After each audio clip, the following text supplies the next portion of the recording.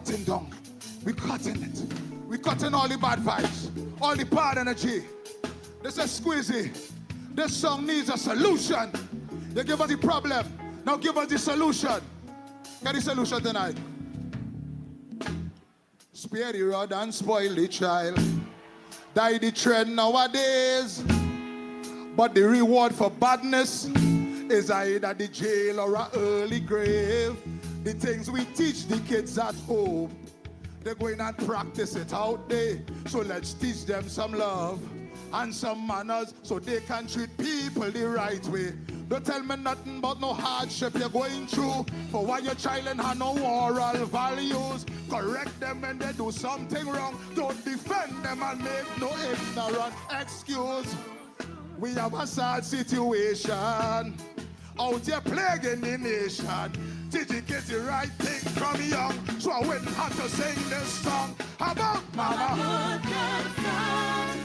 Good son, yeah. Mama, good son, now they're gone down. We would cry for no justice, for the wickedness he do them. Justice. He would never be a problem. Justice. For all the time to run up in the school when he bully people, children, and he make himself a fool. Justice. He could have turned out a doctor. Justice. Or a building contractor. Justice. So give the youths them the guidance when they need on the paper. This is TTT News on Talk City 91.1 FM.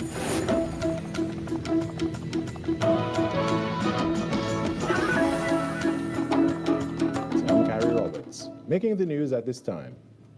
Calls for the resignation of the Children's Authority Board have sparked deeper concerns about how the agency is being run and whether its internal oversight systems are working as they should. Chief Executive Officer of the Heroes Foundation, Lawrence Arjun, says the authority remains one of the country's most critical child protection institutions. But he argued it is operating under serious structural strain with too many responsibilities, limited resources, and what appears to be a breakdown in reporting between the board and the ministry. The Children's Authority is definitely one of the most critical and important state entities that we have today. But as the report says, as many people have said over the years, it faces significant challenges, such as, it's carrying too much functions, it has resource, it has staffing constraints.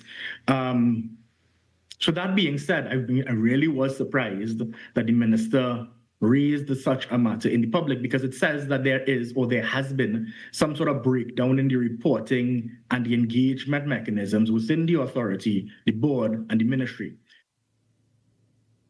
In other news, the National Gas Company of Trinidad and Tobago Limited has secured a new gas sales contract with ammonia producer Trinidad Nitrogen Company Limited, strengthening a long-standing partnership in the country's energy sector. Tringen, one of the longest operating ammonia producers on the Point Lisas industrial estate, is jointly owned by National Enterprises Limited and Yarra Caribbean 2002 Limited. The company operates 2 ammonia plants and its own power generation facility. Speaking at the signing, Acting President of NGC, Edmund Subrian, said the agreement reflects strong collaboration across the energy sector and supports the natural gas value chain. NGC Chairman Gerald Ramdeen added that the deal ensures continued gas supply for ammonia production, sustains economic activity at Point Lisas, and helps maximize returns from the country's natural resources. Tringen Chairman Emerson Chady and Vice President Operations Trevino Mowasi were also present. Government is making it easier for motorists to renew their driver's licenses early. The Ministry of Transport and Civil Aviation says Cabinet has approved an amendment to the Motor Vehicles and Road Traffic Regulations, allowing license holders to renew up to 3 months before their license expires. Previously, renewals were only permitted 1 month prior to expiry. The ministry says the extended period will reduce last-minute rushes, improve customer convenience, and enhance service efficiency. The change comes through Legal Notice Number 48 of 2026 and takes effect from March 16, 2026. The ministry is thanking the public for its continued cooperation as efforts continue to improve service delivery across the transport sector. In some sport now, the Youth Hardball Community Cricket program was in full swing at the Calderac Recreation Ground, where a host of young players gathered for an evening of skill building on Monday. Present at the session was Sport Ambassador and former West Indies cricketer Nicholas Pooran, who spent time with participants offering encouragement and motivation as they continue their journey.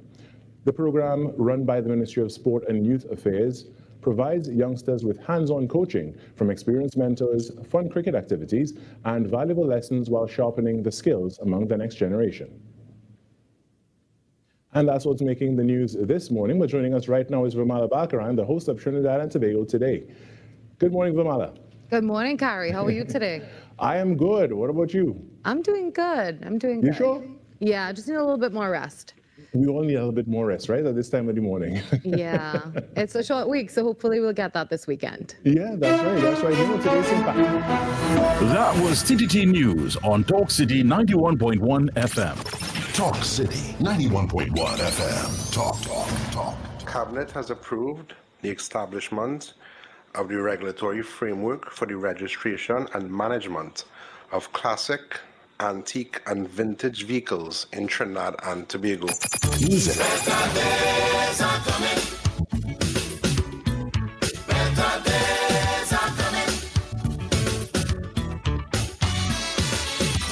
Culture. We are now in a state where I can now proudly announce that our gas production will increase by a significant amount given all the various projects that are now expected to come online. Engaging conversations, latest news, our music. This is Talk City 91.1 FM.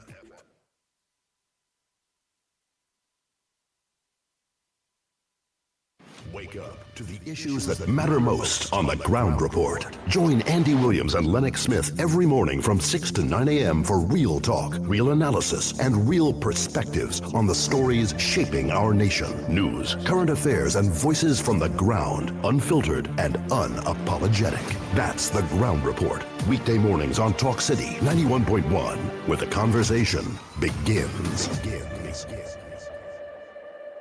This is Destra, and you're listening to the Ground Report on Talk City. Keep it locked!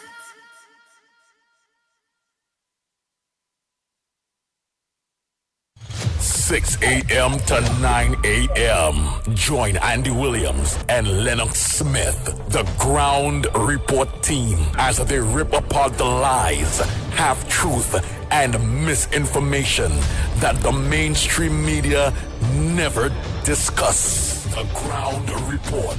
Hard-hitting, informative, undiluted, uncompromising, and unfiltered. Monday to Friday. Get the raw facts before making any life-changing decisions. Only on the Ground Report.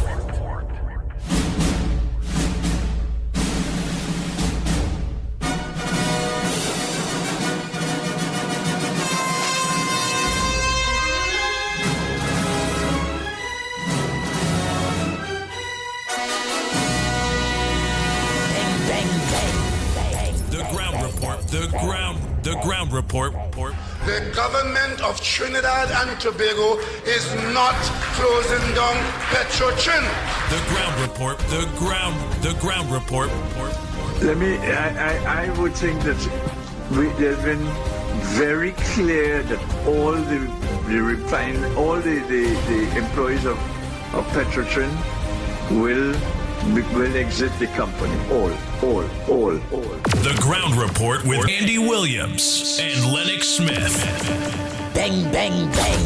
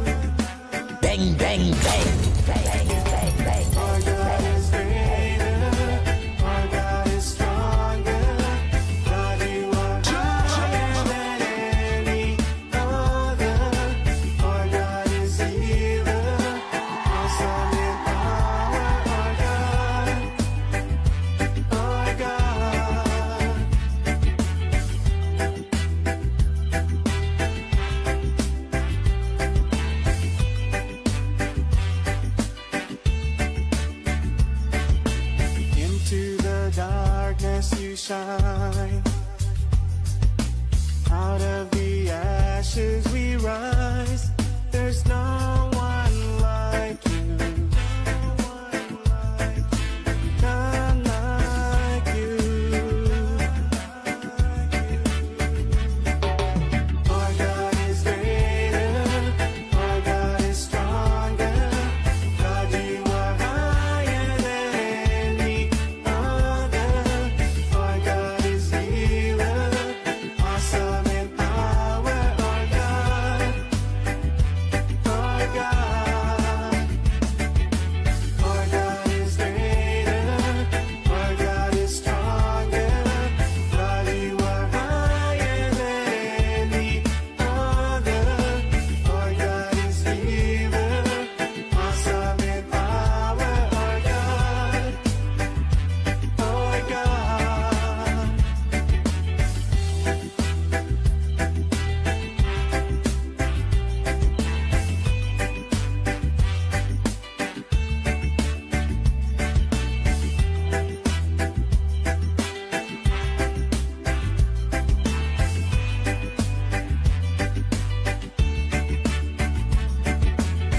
And if our God is for us, then who could ever stop us? And if our God is with us, then what can stand against? And if our God is for us, then who could ever stop us? And if our God is with us, then what can stand against? Stand against.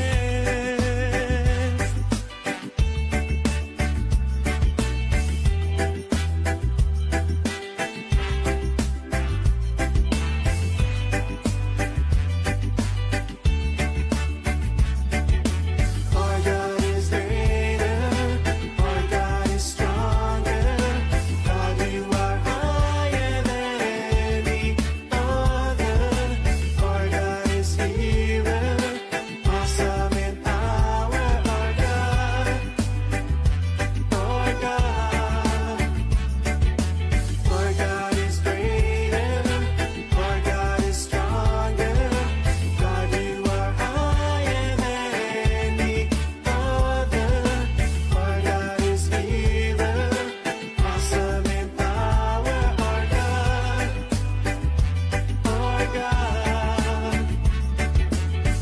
And if our God is for us, then who could ever stop us? And if our God is with us, then what can stand against? And if our God is for us, then who could ever stop us? And if our God is with us, then what can stand against? Stand against.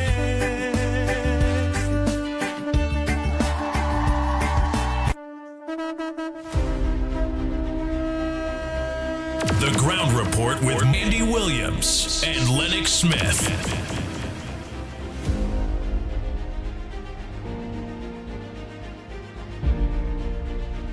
Oh boy, oh boy, oh boy, oh boy, oh boy, oh boy.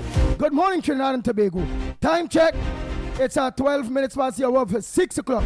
And you're listening to the Ground Report on Talk City 91.1 FM. You're also viewing it and listening to the Ground Report on our several social media platforms on Facebook and on YouTube. So don't forget it for when you leave your maxis, your taxis. To all my drivers, a pleasant good morning to you.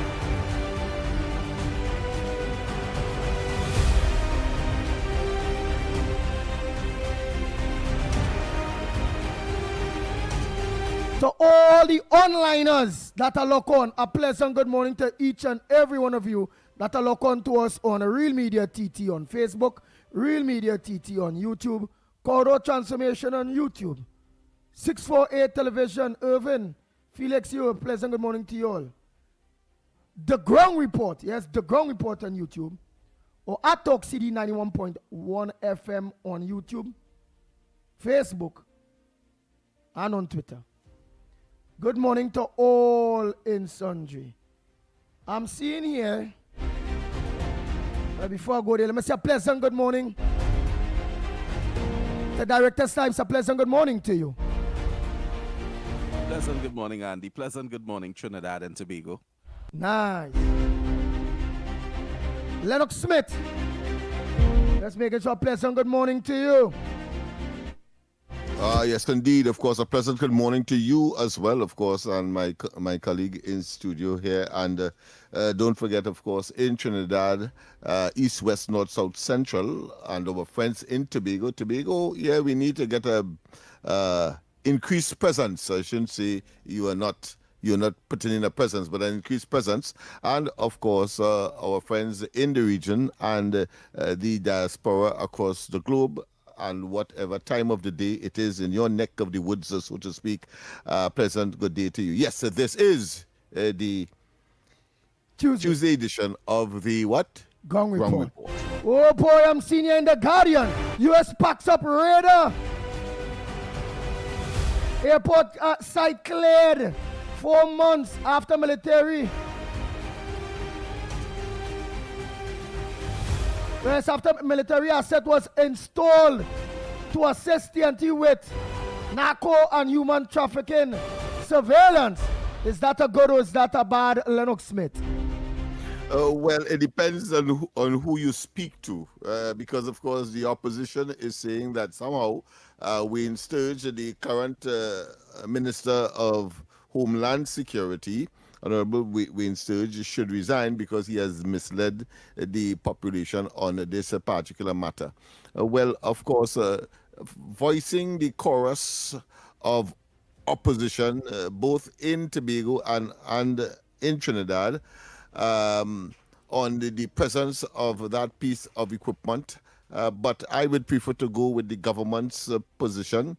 And, of course, the most recent iteration as to why it must now make its exit is because, one, it is extremely expensive. I understand it's $3 million a day to be instituted or to be kept for whatever reason, inclusive of maintenance. And, of course, that is being considered, one, with the authorities in the United States for something that is much cheaper, that would be more permanent in Trinidad and Tobago.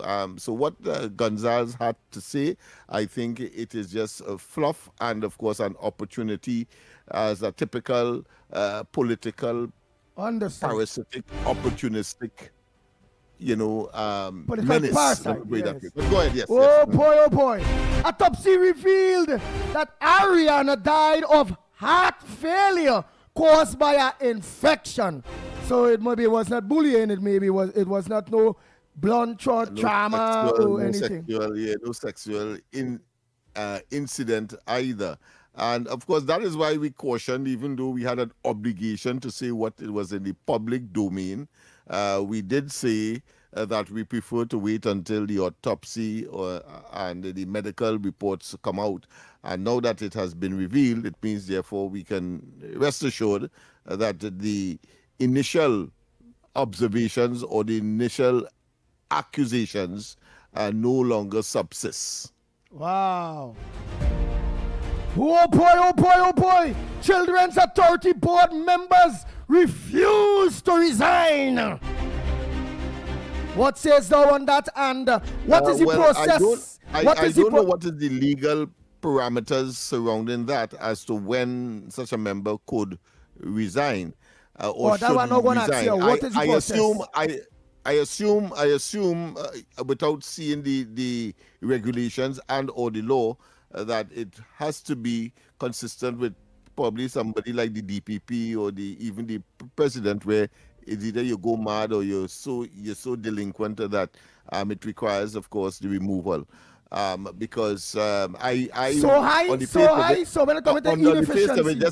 face of it, I thought it was one where it's a normal board appointment, as we know it to be, and therefore the government can easily replace. But it looks as though it is much more complex than that. During the course of the program, I'll take a look at the law, and see what's happening. Yeah, because it must have a way. It must have a way to get rid of them, man. Must have a way to get rid of them. Having regard to the revelations, and they have not denied it, I think they were looking more for a more private consultation with the minister, because they were in disagreement as to the approach of the minister.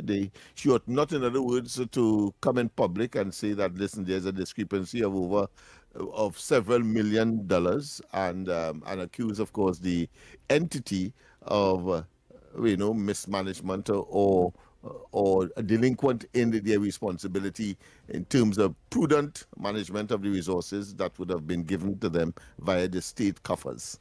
I was trying to get in contact with you back yesterday. Again, them public servants will watch everybody else's fault. They will play perfect for read between the lines. They will play perfect for everybody else. And in real, they're undermining you. In real, they don't like you. And the government frequency, really and truly, it's about all saying. You can't expect to have the same players doing the same thing over and over and expect different results. But we go get them sometime because they're given problem partner. Remember I tell you that. Well, that notion that you just described, is attributed to a madman or somebody who simply is reckless. That you're doing the same thing over and over, and of course it has palpably been described as wrong, and yet still you continue to do so. And there is another. But what's about something? Every other fire people. There's another cliche to add to that. Yeah. A person who is doing wrong and believe they're doing right is extremely dangerous. So I don't know which one of them we should ascribe to this situation. But go ahead. But what if it is? Let me say the government now or the board have to fire people with NTTT that may be moles for the PNM. That they are undermining the government and it moving forward when it comes to communications. Is it a hard process like this churn authority thing, or it's easier than that? Just want to know. Well, TTT has a board as well, and it is always on the behest of the government as far as the board is concerned. Okay. I am not certain what is happening with this board. Board is the operating word. Okay.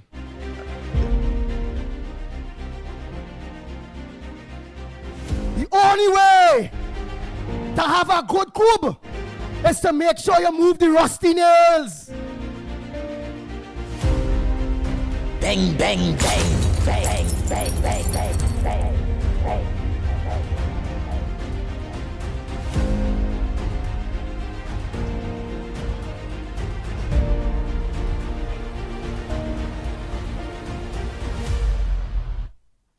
Nice. What else I'm seeing here?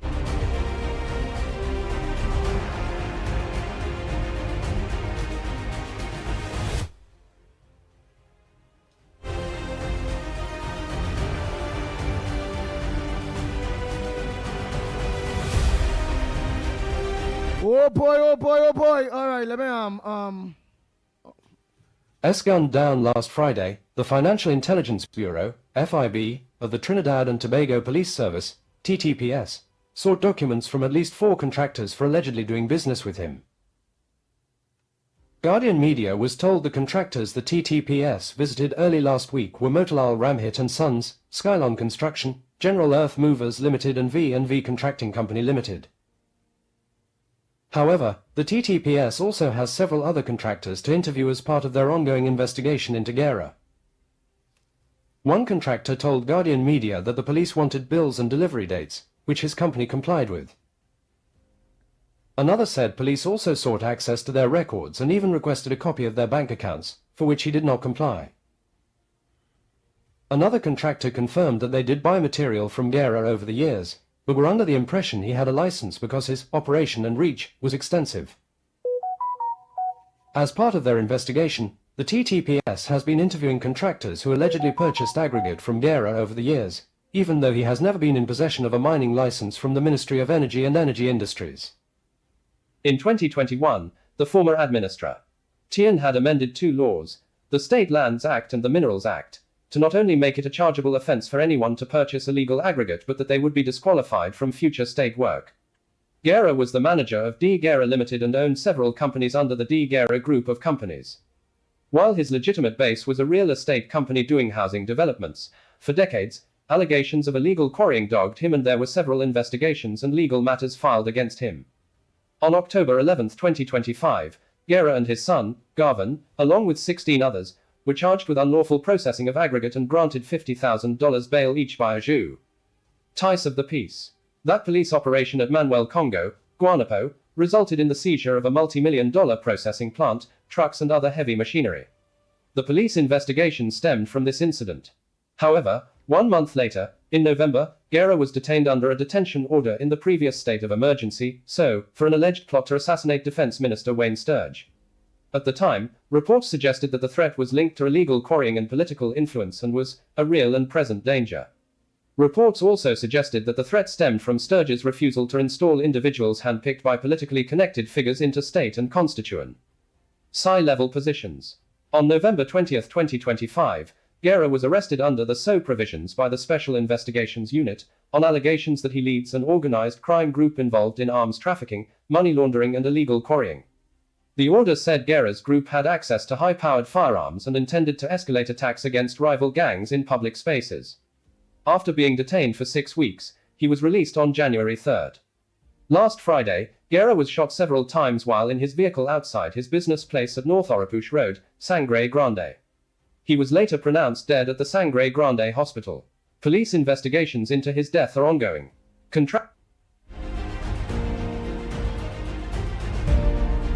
Bang, bang, bang, bang. The Ground Report with Andy Williams and Lennox Smith. NST stayed despite his murder. Danny Guerra. Asha Javid Consultant Editor Investigations. A 4T stayed despite his murder. Danny Ompany sang NNY Guerra and his company DG Homes, over a search conducted by police officers in 2024, is expected to continue even after his murder last Friday. The future of the case was discussed when it came up for hearing before Justice Frank Sipasad yesterday. Attorney Dayadai Harapal, who represented Guerra and the company, said his family members had taken the decision to substitute one of them as the claimant in the case for it to continue. She said hours before Guerra was shot dead outside the company's Sangre Grande office last Friday, state attorneys requested another extension to file their defense to the lawsuit.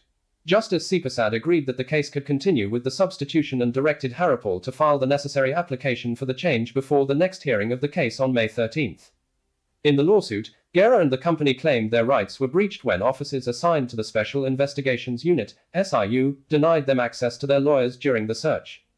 His lawyers eventually obtained an emergency injunction preventing the police from continuing their probe into his business for alleged human trafficking and for allegedly paying his workers less than the national minimum wage.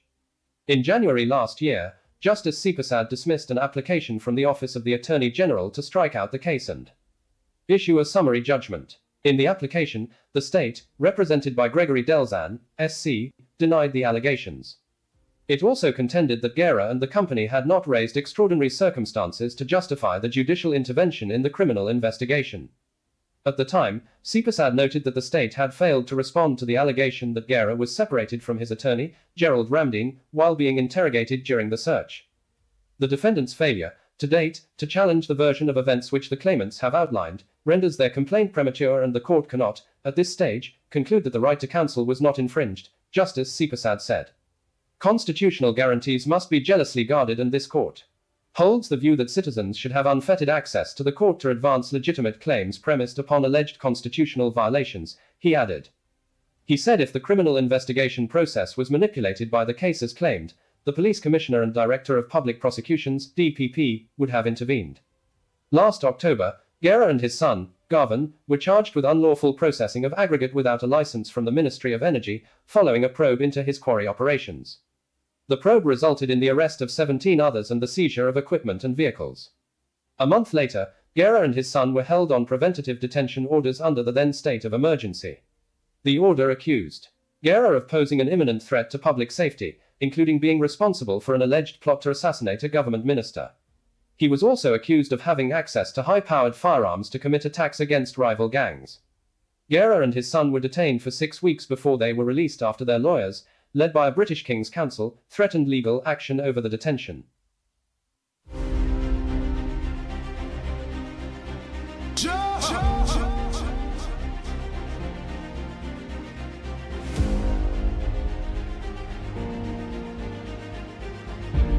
S alleges underworld deals behind UNC election win Jesse Ramdeo.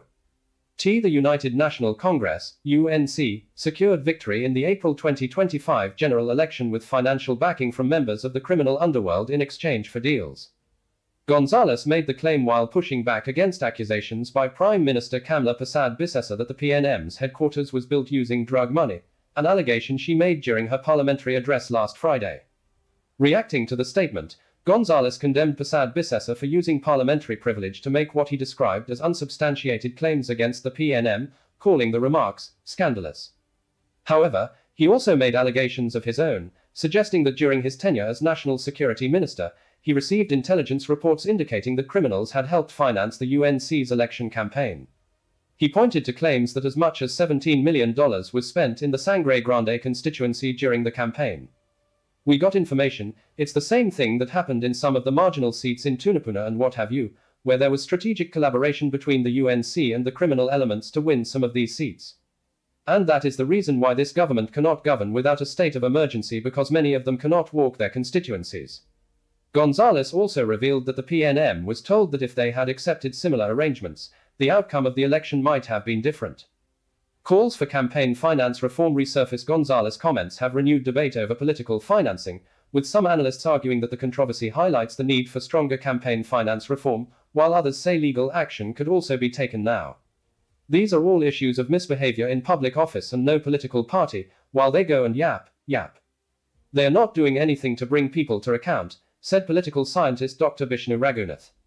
Dr. Raghunath also lamented the unwillingness of successive administrations to pass crucial campaign finance reform legislation to level the playing field between smaller parties and more established ones, as well as minimize corruption during the post-election period. Similar sentiments were expressed by political scientist Dr. Indira Rampasad. When these parties are in power, the same parties making the allegations, they're very hesitant to pass these reform measures. So you never see this legislation coming to the parliament to deal with transparency in campaign financing. That is one of the things. What rules and regulations should guide the financing, how much they're allowed to take from whom, who should they take from, who should they not.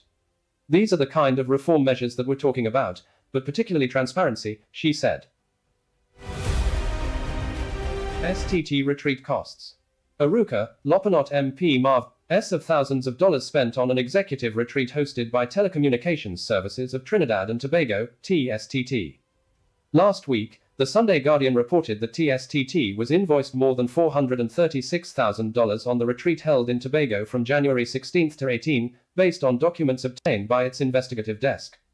However, the state-owned telecommunications company said the figures cited for certain invoices were overstated by as much as 60%. Despite that response, Gonzalez said the minister must still justify the expenditure at a time when TSTT reported a loss of $82.2 million in its financial statement for the year ended March 25, 2025. He also noted that the government previously indicated plans to scale back spending amid broader financial challenges. I'm wondering, what did they, TSTT employees, learn on that boat outside on no man's land with half-naked women and men clad in flowers around their necks and what have you? They were having a grand old time on the financial resources of TSTT. And, therefore, the minister should not be allowed to escape that. He's vocal on all kinds of matters, very silent on this particular thing. Gonzalez said he has already filed a question in Parliament asking the minister to justify the expenditure. The all-inclusive retreat involved acting chief executive Kino Cox and 10 members of TSTT's executive team. Executive retreats are commonly used as team-building exercises, allowing senior management to meet outside the office environment to strengthen communication, address differing perspectives and build cohesion within leadership teams. Video clips from the retreat, which were also obtained, show executives, some casually dressed and others in beachwear, taking part in games, posing for group photographs and boarding a tour boat. The footage also shows participants wearing green and white garlands, lighting a bonfire and interacting under two tents on the secluded beach at No Man's Land in Bon Accord. Oh boy, oh boy, oh boy, oh boy. Well, you all get some of the headliners when it comes to the 1% papers. We go for a break and come back. When we come back, the lines will be open to you. What's your thoughts? What's your front burner? What's supposed to make news that not making news? Right here on the Ground Report program, Talk City 91.1 FM. And if Lennox would like to comment on any one of those things, when we come back, it's up to him there. We go and come back. When we come back, more right here on the Ground Report.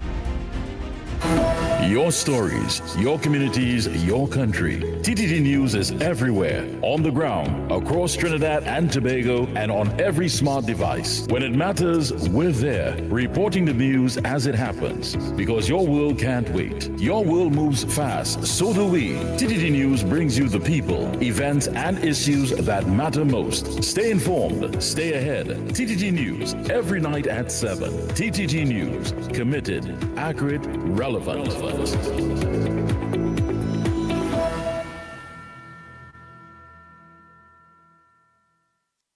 Talk City 91.1. Thought-provoking conversations, bold perspectives, voices you trust. Talk City 91.1. Bigger, bolder, and more powerful than ever before. Yes, Talk City 91.1 FM. A brand new era of talk radio is here. With voices you know, trust, and respect. Get ready for an all-new lineup of the very best in talk. Andy Williams, Lennox Smith, Stephen Reese, Mr. X, Derek Charbodi, Roland Stewart, Sharon Farfan, Sudath Prasad, Heavy Duty, Alex Asing, Karen Francisco, Cherry Lean Lewis, Short Pants, and more of the voices shaping the national conversation. From hard-hitting current affairs to real community issues, culture, politics, social development, and the stories that matter most to you. This is where Trinidad and Tobago comes to talk. It's all good right here on Talk City 91.1, where we're going to give you something new, something hot every day, Monday to Friday. Listen on 91.1 FM and connect on Facebook, YouTube, and TikTok. Talk City 91.1. Your city, your voice. Talk City 91.1. Bigger, bolder, and more powerful than ever before. A brand new era of talk radio is here. This is Destra, and right now you're listening to Talk City 91.1. Keep it locked.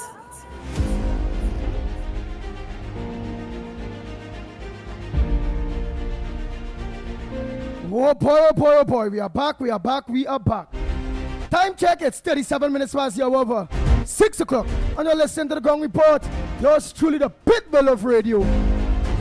Lennox Smith, the big word man, Director Snipes. We are in studio. What's on your front burner? What you think supposed to make news that not making news? Before I go to those lines, Lennox Smith.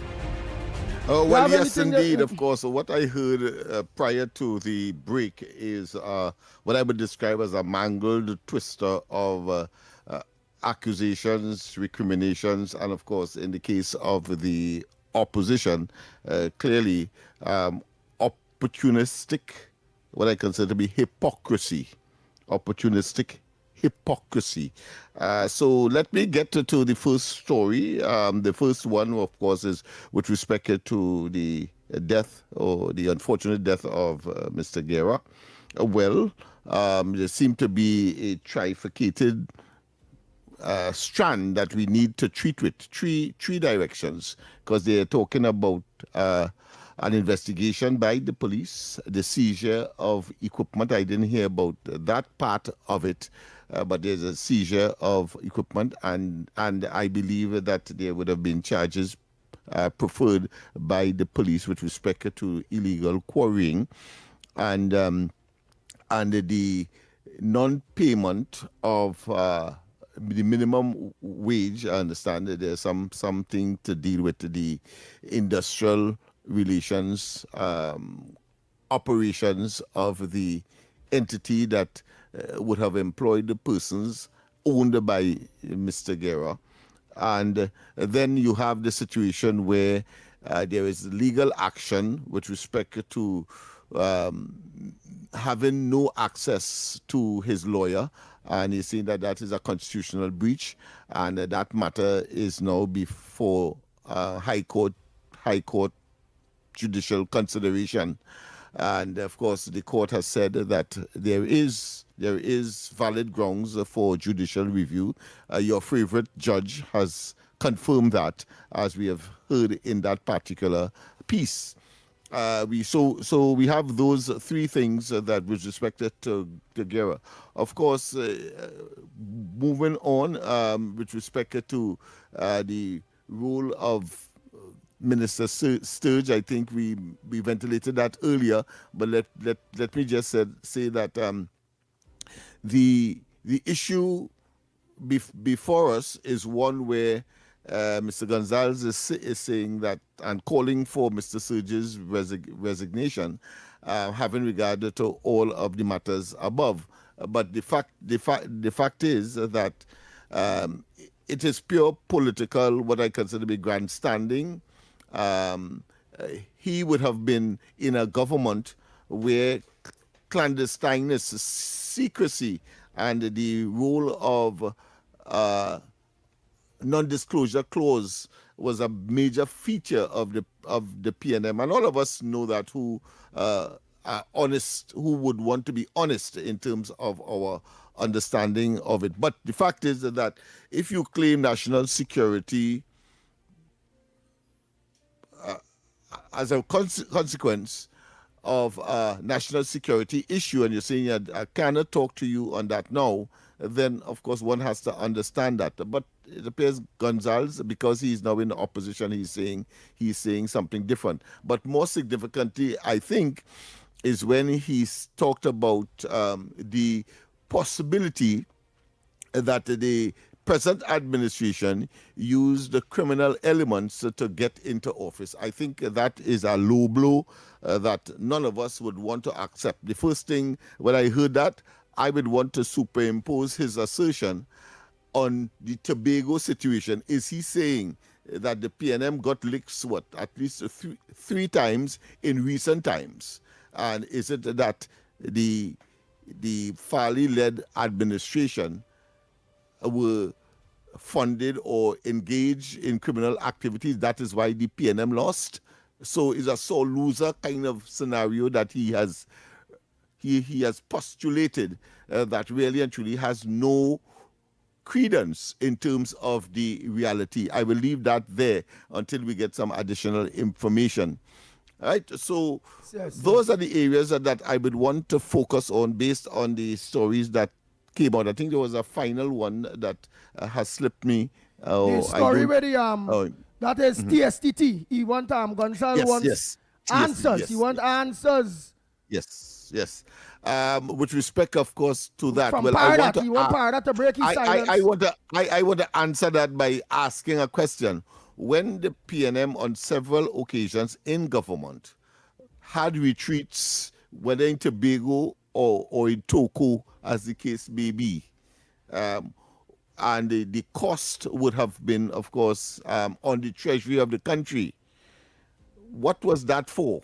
If he is saying that the TSTT exercise ought not to have taken place and that he somehow he believed that there's something untoward about it, then I would want to ask why it is that the entire cabinet of the Rowley administration in particular went to Tobago at state expense, obviously, and in Trinidad at state expense to retreat and to sort of strategize the way forward, because that is what these exercises are all about. So there is nothing strange, there is nothing what I consider to be untoward about exercises like these. In fact, TSTT has said that the cost that is being bandied about is not that, and I am waiting to see what the actual cost is. Okay. Before, of course, I add any additional commentary on this matter. Right. And what about the people that are online and would be on those two that are in their maxis, in the taxis, in their PH vehicles, some of them at home, that are saying at this point in time, with your explanations or editorial based on the 4 issues that you just expatiate, that could use that word, over, that you are dandying with a lot of big big words. I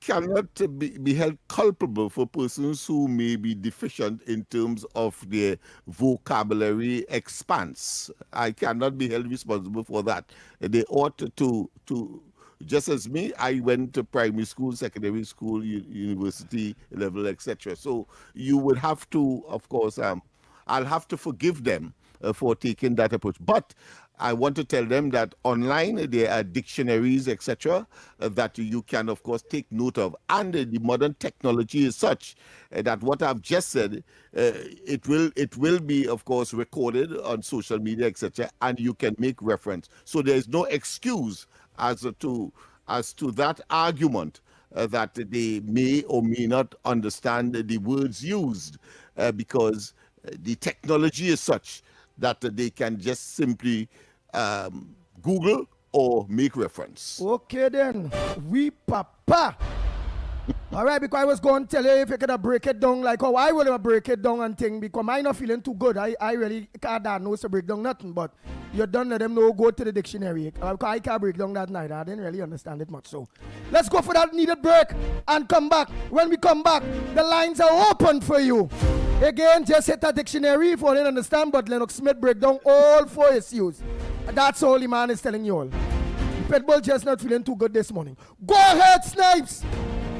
But Johnny, how come your house is twice the size of mine, but my bill is twice the cost of yours? Johnny, what's going on, boy? How your bill so low? How your bill so low? I'm conserving energy. I switch your LED. At the stun of the AC. And I'm saving real money. It's our responsibility for a brighter TNT. Cut the waste and you would see. Why everybody asking me? They asking how you been so low? How you been so low?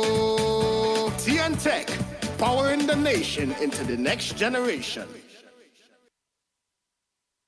Your news anytime, anywhere. Join us nightly at 7. TTT News. Committed, accurate, relevant.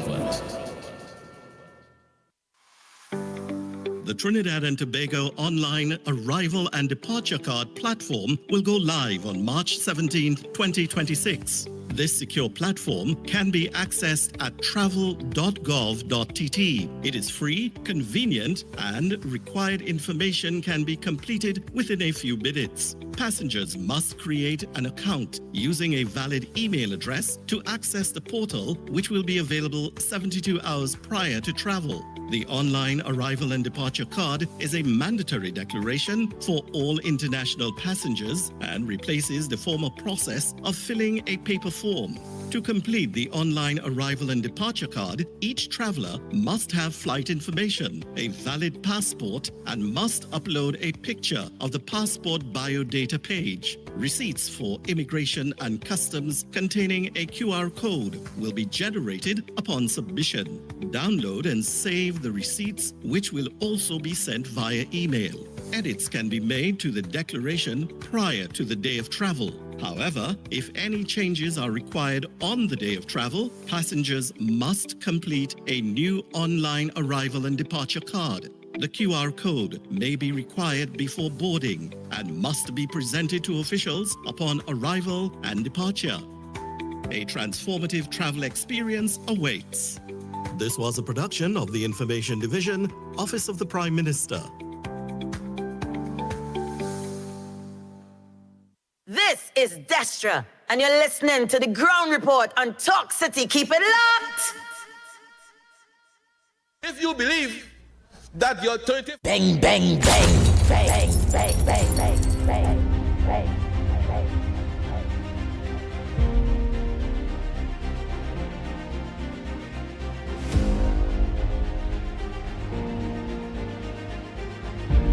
Oh boy, oh boy, oh boy, oh boy, oh boy. We are back, we are back, we are back. Time check. It's approximately 10 minutes to the hour, to 7 o'clock. And you're listening to the Ground Report with yours truly, the Pitbull of radio, Lennox Smith. You can't forget Director Snipes. Oh boy, oh boy. So the lines are open for you, Trinidad and Tobago. But before I do that, let me openly say condolences to the Guerra family. in the loss of their family member. May the police do a thorough job, an investigation into the death of Danny Guerra, as well as the Saturday after it had a soldier that was murdered in the Chaguanas area. For a matter of fact, any murder should be thoroughly investigated. That would not bring relief to the Guerra family, but all condolences goes out from the Ground Report program.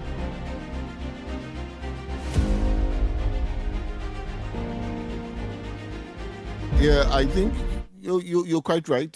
Condolences are appropriate, and I want to say that whilst it may not, of course, be totally satisfactory, at least it will bring closure once the perpetrators have been identified via, of course, a credible investigative and information and evidence, so that it could be tested in a court of law, because ultimately that is where the question of guilt or innocence will be determined. So you see the police breakthrough on this. We too here say to the law enforcement agencies, not only must it be expeditious or be expedited, but there is a need for closure as well. Exactly. Yeah. And what that will do is raise public confidence. Bring closer to the murder of the soldier. So that now will send a good message.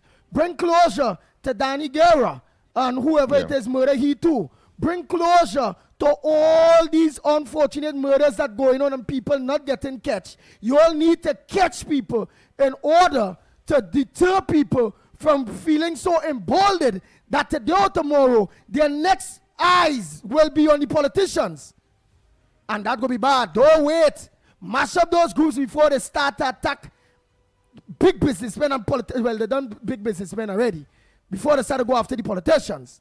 So it will be good for the encouragement of the police service to get down to the nitty-gritty of these murders, unsolved murders, and bring the perpetrators and them to justice. But do you think that the statements of Gonzalez, I mean, trying to be a self-righteous indignation scenario, meaning that he points in the opposite direction when in fact three fingers are pointing back at him and his party, when we look at the whole question, because whilst that piece of information was being disclosed, I remember, of course, the Sadiq Bash and that rocket in the tank. I remember, of course, an incident in the elections in Tonopuna where certain rogue elements were preventing people coming from, I think, Caroni and Central, trying to inhibit them from casting their franchise, their votes, and so on. And I mean, and we would have attributed that to the incumbent or the PNM attempting either to get into or to remain in government. And whether or not his claim, because it seemed to me there's a disconnect, and it's almost far-fetched to make a nexus between associating the present administration with criminal elements that would have caused them to win so handsomely.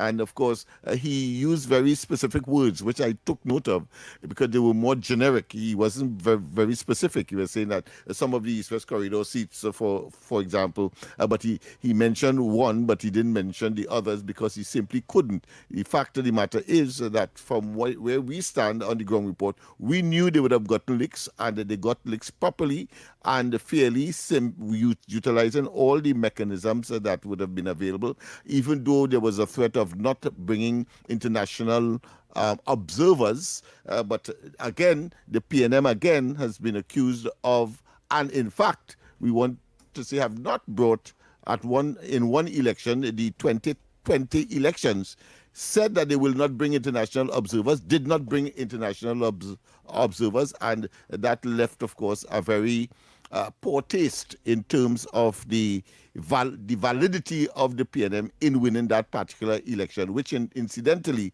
they were reduced by a further one because they went into that elections with 23 seats and came out of it with 22. Nice. Oh boy, oh boy, oh boy. Good day, Andy. The incompetent PNM party wanted the radar in Tobago removed, so it's gone now. Do you know those idiots held a meeting last night asking why the radar was taken down? Well, I will inform the PNM that the radar was taken down because it has completed and finished its strategic objective. So you fools can try to score cheap political points off the radar removal. It just shows how stupid you are as a political party. And none of the right-thinking citizens should study you all. Your motto should be backwards ever, forward never, under the PNM, because that's what they give you. Anyway, Andy, have yourself a great day, my friend, and let's all try and be safe out there today, people. Bang, bang, bang, bang, bang, bang, bang, bang, bang. So Donald Trump is saying that all the time that the radar move, move the radar, go ahead, Trinidad go get up. Now it's gone. Now it's big meeting in White Gun. No, I mean, it is ludicrous. It is laughable. I mean, it's total caricature. I mean, it's comic relief that we are getting from these people because it is clear. You remember all of the hullabaloo and the anxiety created when that vessel came port in berth in Port of Spain. That war vessel. War coming, and they created so much panic that people started to actually believe them and buy up water, etc., because World War III going to start just now. That is a level of phantasmagorical, what I consider to be illusionary thinking, simply because they want to give the impression that they are relevant and that what they say has validity at the time.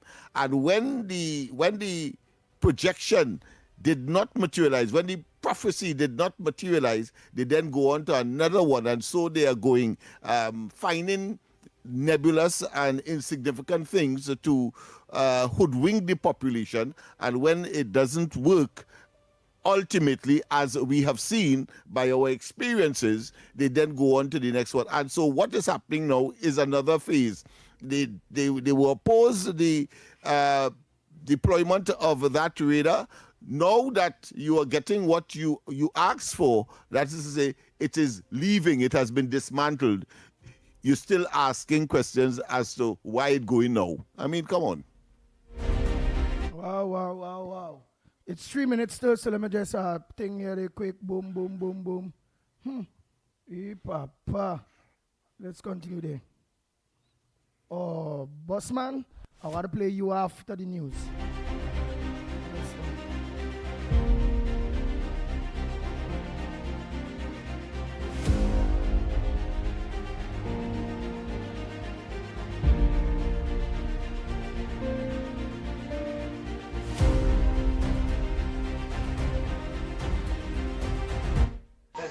And Andy tell Lennox to give me a call now. I have something for him. I want to know if he wants it.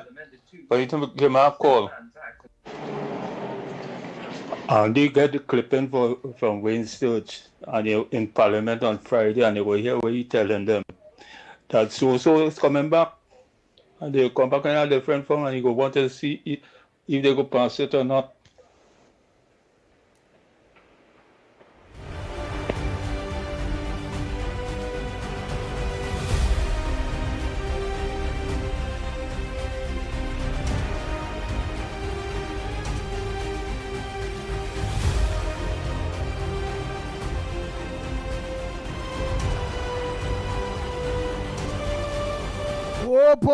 Oh boy.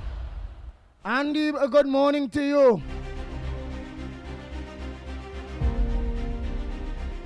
you can please contact Ian Allen after your show when you get chance, because Ian Allen made a breakthrough of the soldier murder, and he's making a breakthrough on Danny's murder too. So check your partner, Ian Allen, after your program. Now me do after. Unfortunately, that breakthrough will be superfluous and irrelevant. It is for the police to make that announcement, and therefore we know well it will get where it ought to, as far as the stages for a criminal investigation and ultimate prosecution. Wow.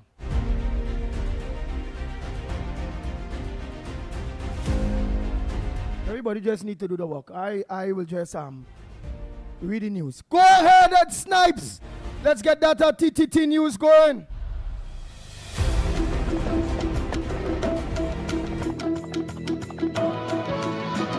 Good morning. This is your TTT News Update. I'm Carrie Roberts. Making the news at this time. Alarming levels of abuse, family instability, and exposure to crime in early childhood are fueling Trinidad and Tobago's growing youth violence problem, according to criminologist Dr. Randy Sipasad. Speaking on Trinidad and Tobago today, Dr. Sipasad said research shows that many young offenders were shaped long before they entered the criminal justice system, growing up with multiple adverse childhood experiences that sharply increase the risk of later violence. He pointed to recent local and international research revealing that significant numbers of children are raised in homes affected by incarceration, emotional and physical abuse, substance misuse, and family breakdown. And for instance, we found for the average youth, and these figures are still very high, mind you, 25% had substance use in the home when they were a child versus 43% in St. Jude's and YTRC who had parents who abused substances. In the country as a whole, 21% had a parent with mental illness compared to 26% of youths in St. Jude's and YTRC. In the country as a whole, 26% had, this is very high, a household member who was incarcerated versus 63% of the youths who were in St. Jude's and YTRC. Switching gears now, visitors planning to travel to Tobago for the upcoming Easter holiday can expect additional flights and ferry services as measures are being put in place to ease the annual surge in travel demand. This was revealed by Tobago House of Assembly Secretary of Youth Empowerment and Sport, Keegan Denoon, who noted that the decision comes following discussions with the central government.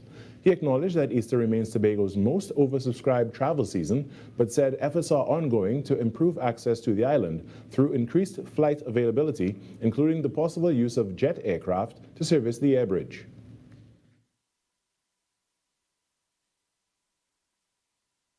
So you would be aware that Easter in Tobago is always oversubscribed, and thankfully, with the relationship that we have with central government, they have given their commitment to ensuring that additional flights would be made available.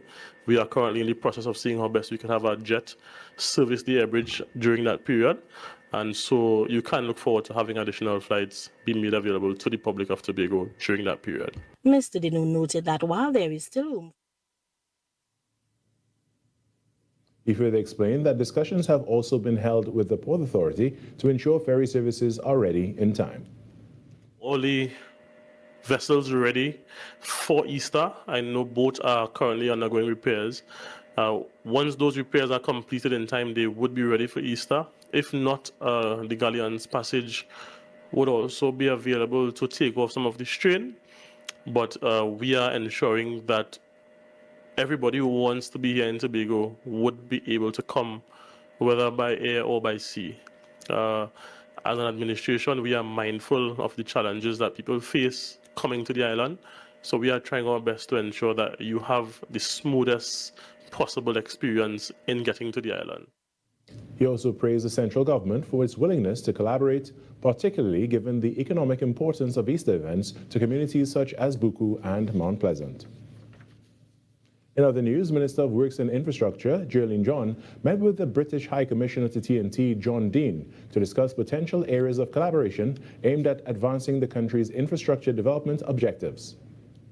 The meeting also included Director of Infrastructure Exports UK, Dean Purvis, and Country Director at the United Kingdom's Department for Business and Trade, Giselle Roberts. Discussions focus on exploring opportunities for strategic partnerships that could support Trinidad and Tobago's long-term development agenda. Minister John welcomed the engagement, highlighting the value of international cooperation in strengthening national development efforts. She emphasized the importance of sustained dialogue to identify initiatives that would result in sustainable and impactful infrastructure solutions for the country. In some sport news now, interim head coach of the Trinidad and Tobago senior men's football team, Derek King, labeled TNT's 3-0 loss against Bolivia as naive performance by his players. In their away international friendly, TNT kept the score goalless until the 23rd minute before conceding 3 goals in their first match since the departure of former head coach Dwight York. TNT will now shift their focus to their March 27th meeting against Venezuela in the FIFA series. I think first half, we was a bit naive in a sense that we didn't put up with football athlete. As I told you guys, when they got home, this is difficult. A team that prepared the players, their playoff games. The first 20 minutes, as I told them, we have to stay in the game. We got to stay in the game. And I think, we are now soft going. I believe that this is the 22nd minute. Football, we want to think, and the guys did well today. And that's what's making the news at this time. I'm Carrie Roberts. We now get into hour number 2 of the Trinidad and Tobago Today Morning Show after this break. That was TTT News on Talk City 91.1 FM. Talk City 91.1 FM. Talk. This is about creating opportunity through responsible management and citizen participation in national wealth. We are targeting US $3 billion in new investment within the next few years in energy, in construction, in tourism, and the digital economy. Music. It's reconstruction time in Trinidad, so put your shoulder to the wheel, man, lad, move on, don't stop till you reach the top. You put a hand and I put a hand and we will sing. For big and for small in no time at all, prosperity. There's no other way to do it.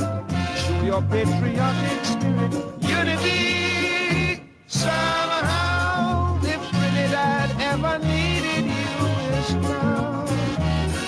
Culture.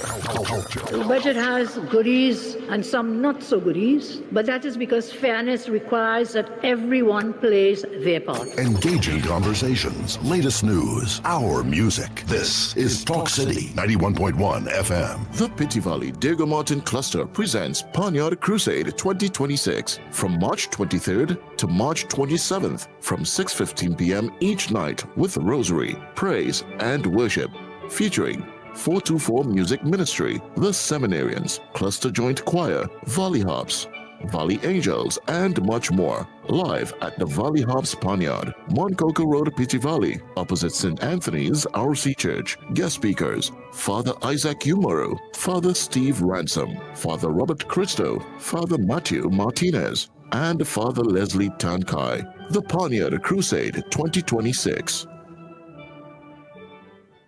From hard-hitting current affairs to real community issues and the stories that matter most to you, this is where Trinidad and Tobago comes to talk. This is Destra. And right now you're listening to Talk City 91.1. Keep it loud. 6 a.m. to 9 a.m. Join Andy Williams and Lennox Smith, the Ground Report team, as they rip apart the lies, half-truth, and misinformation that the mainstream media never discuss. The Ground Report. Hard-hitting, informative, undiluted, uncompromising, and unfiltered. Monday to Friday. Get the raw facts before making any life-changing decisions. Only on the Ground Report. Bang, bang, bang. The Ground Report. The Ground Report. The government of Trinidad and Tobago is not closing down Petrotrin. The Ground Report. The Ground Report. I would think that there's been very clear that all the employees of Petrotrin will exit the company. All. The Ground Report with Andy Williams and Lennox Smith. Oh boy. We are back. Time check. It's 9 minutes past the hour of 7 o'clock. And you're listening to the Ground Report right here on Talk City 91.1 FM. You're also listening and viewing us on our several social media platforms. Real Media TT on Facebook, Real Media TT on YouTube, Corridor Transformation on YouTube, 648 Television on YouTube. The Ground Report. Yes, The Ground Report on YouTube. Not forgetting at Talk City 91.1 FM on YouTube and on Facebook and on TikTok.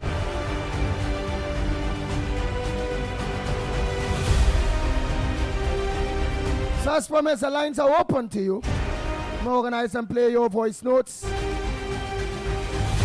It's time for you to have your say. Oh boy. On the number one program, The Ground Report. What's supposed to make news that not making news? What's your front burner this morning, Trinidad and Tobago? Right, so let me continue here.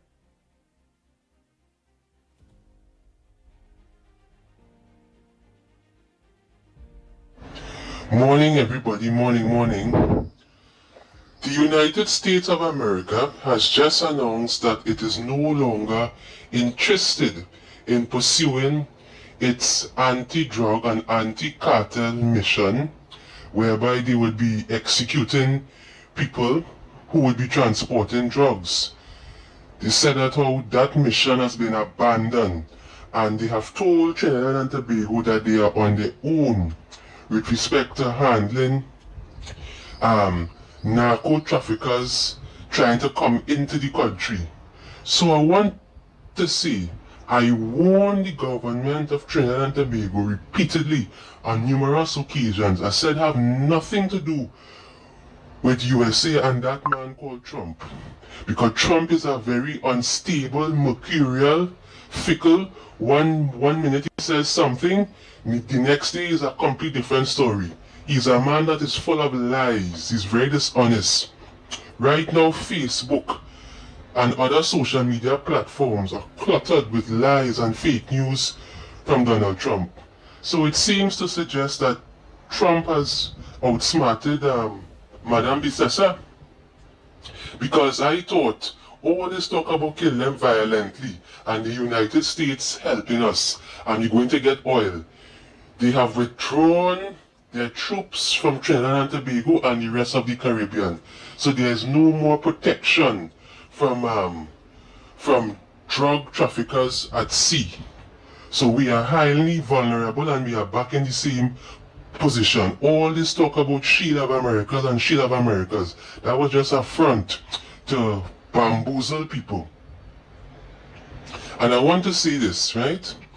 I told Madame Bissessa and the government, you all are loyalists, and the United States of America does not do anything for anybody for free, right? If you wanted to be aligned with somebody, better you had stayed on the side of Russia, China, and Iran, because at least Russia would have still protected us from the United States if we were against them. So how is the government looking? They're looking very silly now, right? Because they're back in the same position as we were before. So I don't know what is happening now. So we have no troops to protect us, and anybody could just run straight into the country with a shipment of drugs. The state just used us, right? They wanted us because they were interested in a mission that is to take out Maduro. And it is alleged that the strikes from Venezuela came from Trinidad and Tobago, and we had a dirty hand to play in Maduro's removal. And I want to tell the government furthermore, this talk about us getting oil from Venezuela. Let me tell you something. All the oil that left Venezuela and the tankers that Trump would have hijacked exiting Venezuela, the United States Treasury has not gotten a single cent from that shipment. America did not get any money from that. The money went straight into Trump's personal bank account in Qatar, according to CNN News. And CNN is the most biased news station. They pro-American, that is what they said. The money went to Trump's personal bank account in Qatar. Trump moved up by a $100 billion since his ascension to office. So I want to tell the Prime Minister, don't expect to get any money from Trump. He has already outsmarted us with respect to support, giving us protection from criminals at sea. So we have no oil again to get. What Trump is selling us is just a pipe dream. Lennox, some of those things sounds very false. Clearly on what... I mean, I was thinking that this person might have just arrived from the sun. But the sun, of course, is a ball of gas, so it's not a solid planet. But, I prefer such an individual that is so alien to the facts. The fact is that why would Trump, first and foremost, call upon as a follow-up to what transpired prior and the in custody of the former president of Venezuela, talking about Maduro, call all these leaders to and sign to the United States in order to sign up on the Shield of the Americas. And is he also saying that let me put it this way, I would not be surprised if he's saying that the other 11 or 10 heads of government, they were fake. They were just mannequins that went there. I wouldn't be surprised. Okay. I would not be surprised. And that is how far-fetched this nonsensical ball of what I consider to be cacophonous babblings and ambulatory verbalization that clearly makes no sense whatsoever. I want to say, however, that on the question of security, Wayne Sturge, the minister is responsible for part of the security apparatus in this country, was in the United States before the Prime Minister went, and he has successfully negotiated the provision by the United States of two old warships, in order to treat with our border issues, one, and two, the intention of the Shield of the Americas was to hand responsibility, and therefore decrying or denying or making or rubbishing the idea that the integrity and the sovereignty of these countries are not intact, because remember that was one of the issues, the question of sovereignty and so on. So what is happening is that the countries are now responsible for their own border infringement and or security issues, and therefore that to me suggests that the Americans recognize the sacredness of the integrity and the independence of these respective countries, which I expect other Western Hemispheric countries to come on board in the fullness of time. Okay. Oh boy. Good morning, Andy Williams. Good morning, Gong reporter Sean Tobago, Lennox Smith, Director Snipes, Mikey K. Good morning, wherever you may be. I say good morning to Trinidad and Tobago people, the people that are foreign that locked out on the World Wide Web. Good morning to each and every one of you. Andy, but I find nothing happening down in the West here, you know. But I still have a little patience there, but come on. I find down here real quiet. Nothing nice.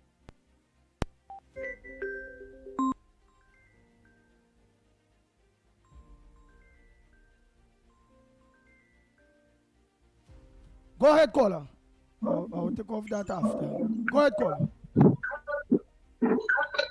Pleasant morning, Andy. Pleasant good morning. Lennox, pleasant good morning to you, my brother. Andy, now why the man don't try to really talk about a man contribution and thing, eh? But this gentleman you just give all that play this boss man. I just want to know where he getting the information from. Because you just have advertisement there where the Honorable Prime Minister will be talking about $3 billion in investment just in a couple of years. Just now will be taking place throughout Trinidad and Tobago. And if you say 3 billion US and you do the maths in that, you're talking about 30 billion TT. Nobody are talking about that. All of a sudden they're talking about drugs and this and that. And the former Prime Minister, stepdaughter, what she get hold with, boy, sweetie? Nobody have any resignation, right? He leave Trinidad and go in Venezuela constant every minute. What kind of investment under he watch, under the former watch, when they was communicating with Maduro? What kind of investment they bring to Trinidad? When Delcy Rodriguez come here under COVID and pass the red box for the former, what just was in the red box? Anything to benefit Trinidad and Tobago? All of a sudden, Balize House stop billing. You understand? They say was what did they call it? Raffle. Where they were raffling some car. You know what is really going on with me in Trinidad and Tobago, boy? And what I realize in Trinidad too, I realize they used to say racism is the other people, but I realize my brand of people is some of the most racist people in Trinidad and Tobago, boy. Only I'm giving people a chance, boy. Only know what's going on in the country where money is concerned. Only know the lady country dry. Only know Calimbot and them thief out the money, boy. Only know that, boy. You know, and yet still, like only trying to bully the woman, bullish the team for them to find things, to Lego thing. When time is for things to share, thing go share. Only not understanding the facts of this thing, boy. The woman going in government, we have voted she again. Rowley and them was there for years, 9 years, going on 10 years. And what they do for poor people, boy? What they do for Lavanti and the Beecham? What Marvin Gonzalez and them do for you, boy? They're talking, they're only trying to influence now and mobilize the poor class of people and making all you feel like this present administration don't care about all you and not doing nothing for you. What so much thing the woman do for people since she come in office already? Why all you so ungrateful, boy? Why we so ungrateful, boy? All it was when she was in power from 2010 to 2015, all you were a black prime minister. All you get a black prime minister. What contribution the black prime minister make on all your behalf, boy? The country get worse than how it is. Pandey treat we good, the woman treat we good in she first term. And if you give she a chance, she will do the best thing for Trinidad and Tobago. All it too unfair, boy. Andy, I want to say something to you, sir. You and Lennox this morning too. Andy, they passed a law, right? That if something happens to a vehicle, they're giving you 3 days or 7 days, Andy. And you know nobody are talking on behalf of carnage, boy. And they mash up a government entity chapter, mash up my glass from the car, I fix it back on up to now, they can't compensate me yet. I only spend it, I'm buying gas to run down in CD, I'm buying gas to run by the police station, I buy gas to run up in the bamboo to fix my glass. What is going on, brothers? Only talk to me, please, now. I listen. This is the third time I'm talking about this. Lennox, how we are to get your money there?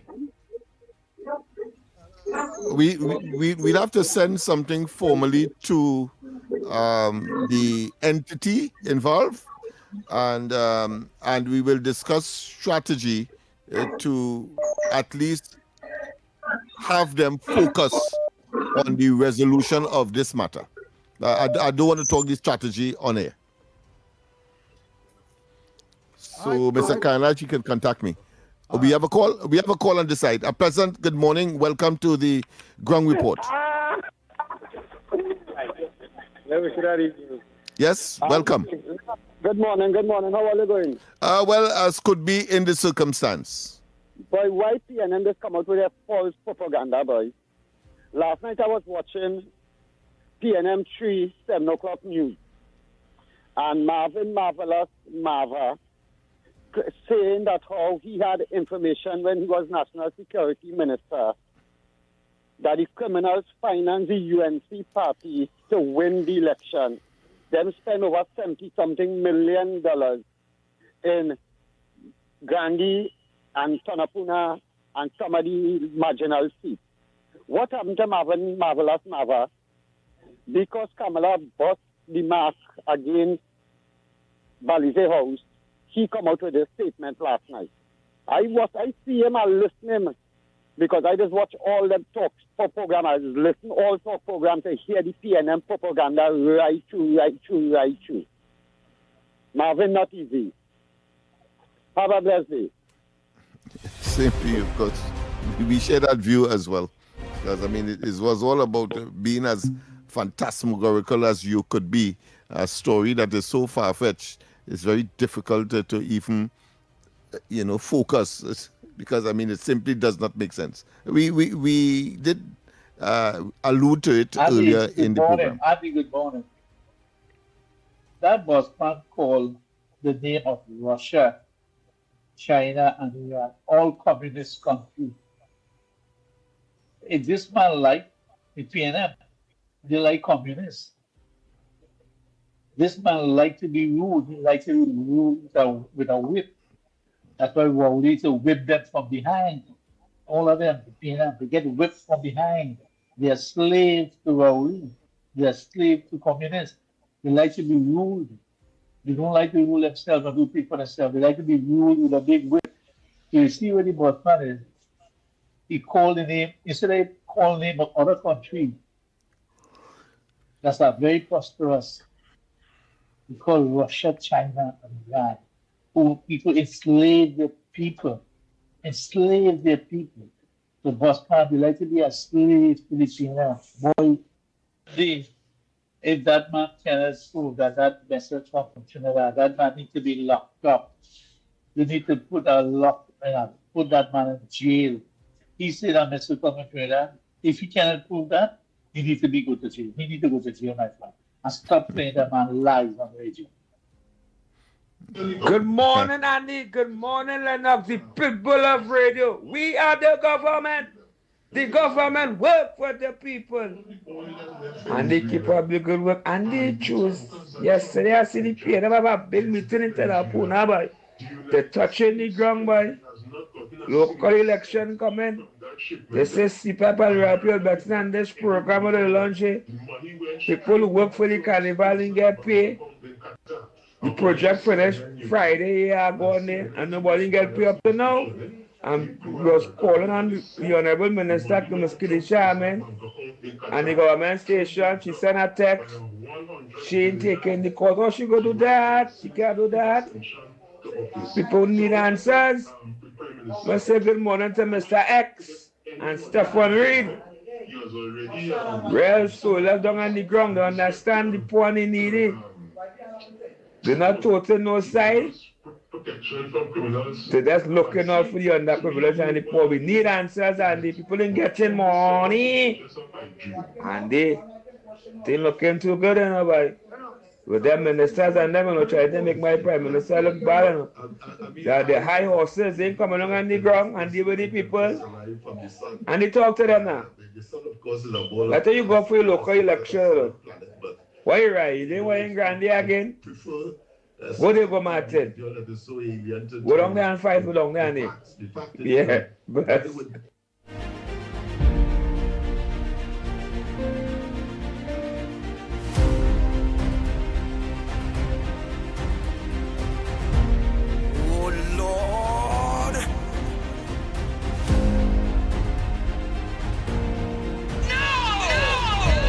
Bang, bang, bang, bang. The Ground Report with Andy Williams and Lennox Smith.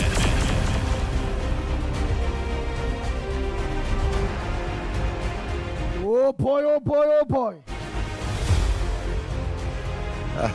I find that those who commented on Bossman, the Bossmaco commentary this morning, puts him, the busman that is, in a different category altogether. I think he's suffering from an incurable mental malady because, I mean, to make reference that one should align their fortunes or the future of a country with that of Russia and the likes of China, etc. I think, I mean, it is simply someone who clearly have lost touch with reality, and therefore should seek some kind of remedy to address that issue. Yeah. I agree to you 100%, and the people were saying, Randy, why you playing the man voice note or if it go? He not cursing, not thinking anything. And it have a lot of people thinks like him. It have a lot of people thinking like him. And it's good to hear how people thinking. And it's also good to see if people actually believe in his wash that he's spraying, or if people will disagree and bring the relevant facts before us. It is what it is. Or recommend some mental expert to see if they could do something with something that may be irretrievable. But let's see. And people playing and the propaganda news station always playing Marvin Gonzalez. Marvin Gonzalez say this, Marvin Gonzalez say that. Why don't call them, text them, and tell them, oh gosh, stop giving me Marvin Gonzalez now. Stop playing the clips. Stop writing what he's saying now. SCNC3, TV6. Don't do it. Call them and tell them that now. Only after and of course, half a dozen or 1/6 or the other, they seem to be talking out of the same pot, so to speak. Birds of feather flock together, and therefore that mental malady seem to be extremely infectious because it has reached the busman now. But if you reach him, let me play one more voice note and then we will go for the break and come back. When we come back more, well, no, let me play one more voice note, then we'll go for that break. Andy, good morning to you, Lennox, Mikey, Nigel, and to everybody out there. Carnage, well said. Well said. They wanted to wave a magic wand. But you see what is unfair is what they didn't do. And we know the agenda. We know where that agenda is coming from. Some wrong platform and some kind of somewhere out in the galaxy platform. You understand? We know where it's coming from Busman. Busman is not a free thinker. Busman is a parrot. He's a parrot. He getting his information from PNM3, two platforms, and PNM websites. That's where he's getting his information coming from. I hope he's being paid well and he don't end up like you remember Blues? And you remember Blues when Blues gets sick, who he had to turn to? The ground report for help. And all of the PNMites who they throw at the wayside. Anyway, yes, they wanted to wave a magic wand and get things done. Andy, I don't know what it is going on in this country, right? But I know the government change and the mindset of the workers, the people who we depend on, has not changed, right? They still feel PNM running this country and they can do people what they want. Andy, today's 4 days that we have not had water. Actually, Friday, Saturday, Sunday, yesterday. This morning, it came about a little after 6. Very low, you can't fill the machine or anything, right? Andy and I am hearing people calling in and talking about the water situation. Nobody's telling us anything what it is going on. You call the call center, nobody can tell if there's repairs going on, what it is going on, that we're not getting water.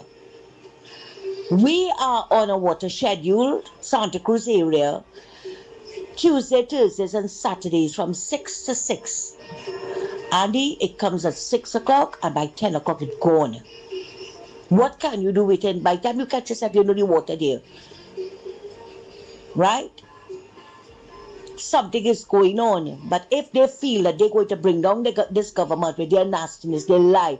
And I'm referring to WASA, and I'm referring to all the other social welfare people, everybody who is doing this nonsense to the citizens of this country.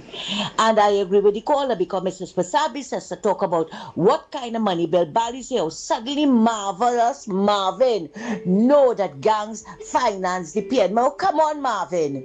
Come on. If you had that information, right, because you were the minister, you said you were the minister of national security, then why didn't you say something on the platform?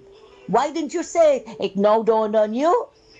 Come on. We know that's the PNM propaganda in every nook and cranny. I want to ask you, who it is finance the PNM? Who financed them other than the 1%? Who was Berkey? Who were the community leaders that Manning were referring to?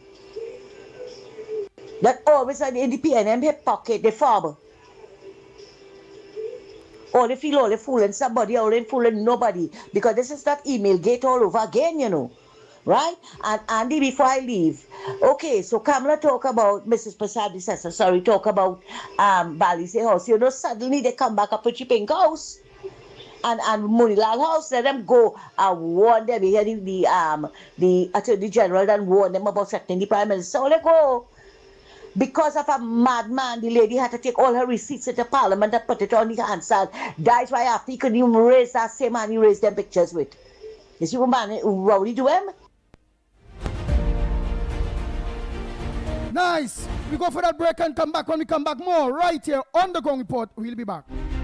Only to tell you, Andy, that after the break, quickly, we have a guest here in studio from the Ministry of Homeland Security who would be talking to us, as we did attempt yesterday to look at the young people, and we are going to be talking about that in terms of the prophylactic aspect of preventing, in other words, young people from entering a life of crime and criminality. So look forward to that, people. Keep your dial right where it is on this edition of the Ground Report.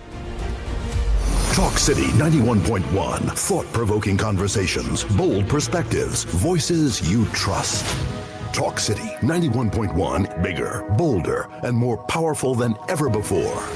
Yes, Talk City 91.1 FM. A brand new era of talk radio is here. With voices you know, trust, and respect. Get ready for an all-new lineup of the very best in talk. Andy Williams, Lennox Smith, Stephen Reese, Mr. X, Derek Charbodi, Roland Stewart, Sharon Farfan, Sudath Prasad, Heavy Duty, Alex Asing, Karen Francisco, Jerry Lean Lewis, Short Pants, and more of the voices shaping the national conversation. From hard-hitting current affairs to real community issues, culture, politics, social development, and the stories that matter most to you. This is where Trinidad and Tobago comes to talk. It's all good right here on Talk City 91.1, where we're going to give you something new, something hot every day, Monday to Friday. Listen on 91.1 FM and connect on Facebook, YouTube, and TikTok. Talk City 91.1. Your city, your voice. Your world moves fast, so do we. TTT News brings you the people, events, and issues that matter most. Stay informed, stay ahead. TTT News, every night at 7. TTT News, committed, accurate, relevant.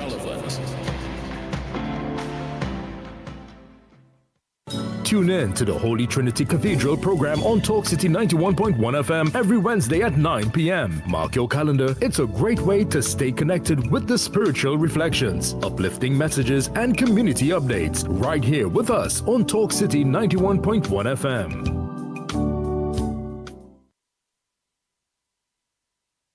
This is Destra, and you're listening to the Ground Report on Talk City. Keep it locked. Bang, bang, bang. Bang, bang, bang, bang, bang, bang.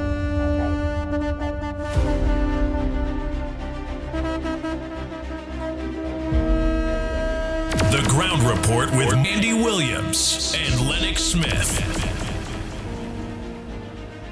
Yes, indeed. Oh Of course, boy, we oh are boy. back. We are back. Time check is just about 20 minutes to the hour of 8 o'clock. Yes, and we have Mr. Zahir Ali, who is, of course, an attorney at law, a member of the TTPS, as well as of course, connected in a capacity of director for policy. He will, of course, explain, because everything here on the ground report is not necessarily pre-planned, but of course we as Boy Scouts and Girl Guides, we are always ready to make certain that we bring information that is not only valid and credible, but very useful for public consumption. Yesterday, of course, there was a symposium as well for young people. Yesterday, we were talking about young people, their involvement, and so on, particularly in what we consider to be vulnerable or crime hotspots, as designated by the police, by law enforcement. And we are just fortunate to have him with us at this point in time. So by way of introduction, of course, Andy, I know that you would want to make your input as well. So welcome to the studios of Mr. Ali, a Talk City 91.1. pleasant good morning to you, Mr. Ali. Oh boy. Repeat. He just put on his headphone. Nice. I'm just saying a pleasant good morning to you, and it will be very interesting this morning to be in your company, to see what we can do for the people of Trinidad and Tobago when it comes into your capacity and your expertise in wanting a better Trinidad and Tobago. Go ahead, Lennox Smith. Yes, indeed. Well, of course, prior to coming on air, and of course during the break, we did speak about his capacity and so on. So just introduce yourself formally, and as I say, welcome to the Talk City 91.1. We are very, very, very interested in young people in particular, and that seminar that was recently concluded, and what is the objective first and foremost, and what may have been the outcome as a consequence of whether you would have achieved your objective, or is it part of a continuous process? Go ahead. Well, good morning to Trinidad and Tobago. And let me take this opportunity, Andy, Lennox, Nigel. It's indeed a great pleasure to be here with you all this morning. I pay attention to your program, and you are very inspiring. Just listen to Andy in the way that he introduced me, and signaling to Trinidad and Tobago. Be prepared that something good is going to happen. So I want to thank you all very much for that warm welcome. Lennox, that's a very, very important question that you have asked, and let me just put some perspective into it. Okay. I was in a program a short while ago on TTT, just moments ago, and they asked me to step across. And yes, because I understand the importance of this particular matter and the importance of ensuring that the public gets involved, and by extension, most importantly, our legislators, I took the opportunity to come in and join this discussion to further promote the objectives. Now, when we look over the period, and I'm sure you have spoken about it many times, we are seeing that we have a great challenge with crime and criminality in Trinidad and Tobago. And, I said a short while ago, we cannot shoot ourselves out of this problem. We cannot charge ourselves out of this problem. And many have said it. Yes. What happened with this symposium is that we took a decision, and I want to recognize the Honorable Minister of Homeland Security, and by extension, three other very important ministries: the Ministry of Health, the Ministry of Social Development, and the Ministry of Education. And where was it held before we go forward? Yeah, this was held at the Center of Health Economics at the University of the West Indies, at their auditorium. And it would have engaged very key stakeholders in Trinidad and Tobago.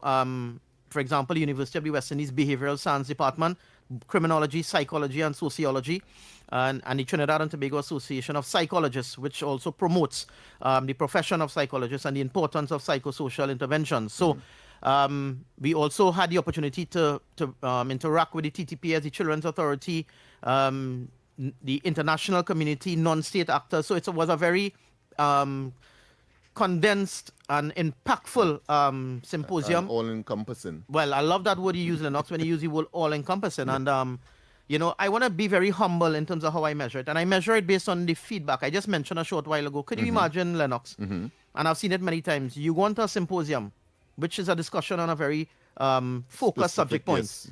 And after 8 or 9 hours of engagement, persons just cannot wait to leave the auditorium. Oh, I had a long day. I need to get home. What I saw in this symposium, and every stakeholder who is listening to me right now and members of the public, at the end of the symposium was still filled with interaction, with networking. So, just That happened in Trinidad. You're sounding foreign to me. I expect that to a foreign audience, not a Trinidad to be audience. So go ahead. Very interesting. Well, Lennox, I'm happy that when I, bring these facts to you, that Yes. you can put perspective to it, because this is a norm in Trinidad and Tobago, respectfully, that, after probably 1 or 2 hours, persons may become bored and may become not interested. That's right. But what we saw in this discussion,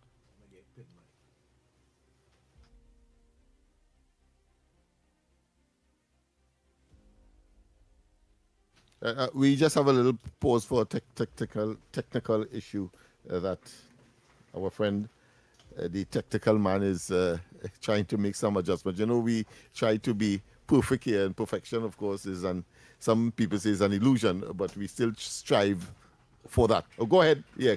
So thank you very much for that, and my apologies to you and Trinidad and Tobago. So just to get back to the point, so that reference you make, Lennox, a short while ago, in terms of where our culture may seem to suggest that we are not very interested or don't have the patience for a very long period. But on this particular topic, looking at vulnerable youths and looking at early identification, prevention, and treatment from a social intervention context, from a preventative context, we saw some interest generated by the symposium. Now, the key for me coming out of this symposium, Lennox, because the question that you asked, and it goes to the heart of what I'm going to say.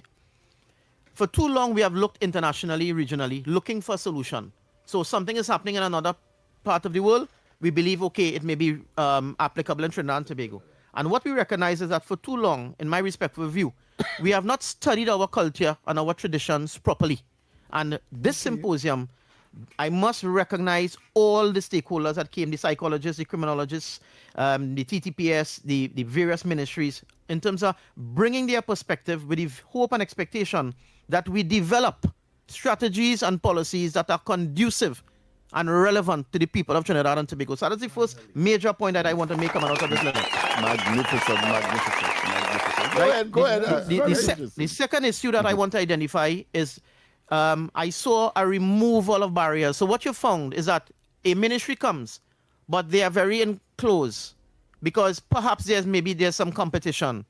Perhaps there's competing interests. What we saw is that the removal of all doors and windows, where this door of the symposium was accessible to every single stakeholder. So that's number 2 in terms of frank and openness, recognizing and accepting that we have a serious problem in Trinidad and Tobago. And thirdly, the opportunity for the experts to be able to educate every single individual in that room, and the opportunity for non-state actors, and I want to stress on that, Lennox, yes, that for too many times the discussions sometimes are not looking at our non-state actors.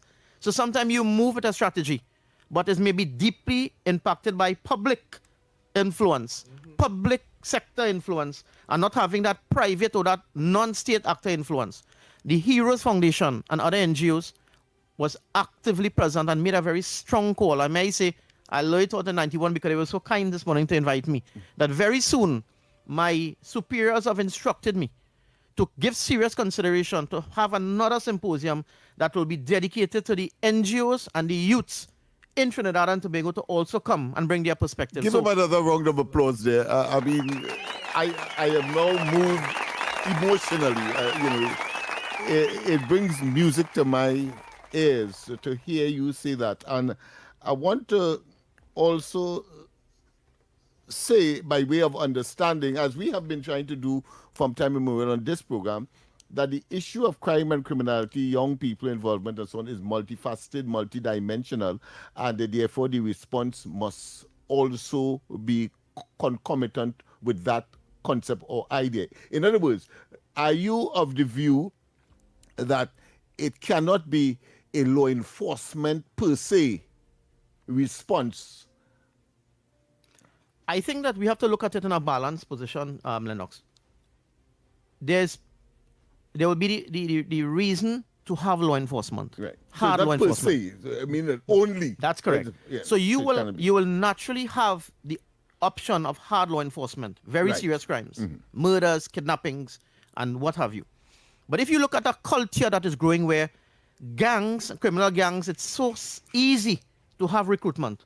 One need to ask a question, well, okay, what is causing gangs to be so successful in recruiting persons to be able to continue criminal activities? And this is where, from a bio-psychosocial context, you have to understand what's happening in that individual's mind. What is causing him? Is it a situation where there's a broken home where there's no interest shown where the home is concerned? There's no love and compassion in the home? Is it that it's a medical situation that is causing someone to be vulnerable? Is it a situation where from a psychosocial context where perhaps the influence of gang culture, the ability to live a good life is influencing from a sociology context? So this is where we are looking to take it, where primary law enforcement, but at some stage we need to break that trend by using, not only promoting the right to life, safety and security of the person, but the importance of a right to health. Because I made a point, and I want to make it on this 91 point. Permit me, Lennox, Yes, to make this point. go right ahead. Under our laws, and this is what will be coming out of these symposiums, I'm going to tease the studio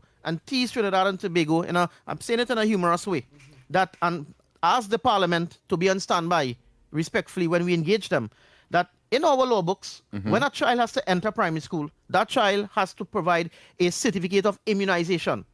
So you will be dealing with measles and yellow fever and these communicable diseases. That's to protect the child and the population that the child is going into. Now, if we recognize that there's an importance of looking at a biopsychosocial context, meaning that a child, we don't know what's the status of that child enters a population, but that child becomes, quote unquote, very aggressive. That child is encountering or running afoul of the law. That child's development is tardy by psychosocial issues. At what time would we wait for a very serious injury that maybe we lost that child? Or over the period of years that the injury or what is affecting that child is aggravated to the extent that there's no coming back? So I would like, and I've said it to the stakeholders and I said it in the symposium, little things can be done to place in law an obligation for a child entering primary school to at least be exposed to an initial screening, so that, and I want to say to the parents and the citizenry, this is not saying that your child is affected mentally. This is to ensure that your child continues to be a mentally focused child. A child, if in fact there's an issue, it can be quickly diagnosed and an intervention made to save your child and your family and cost to you and the state in moving forward. Magnificent.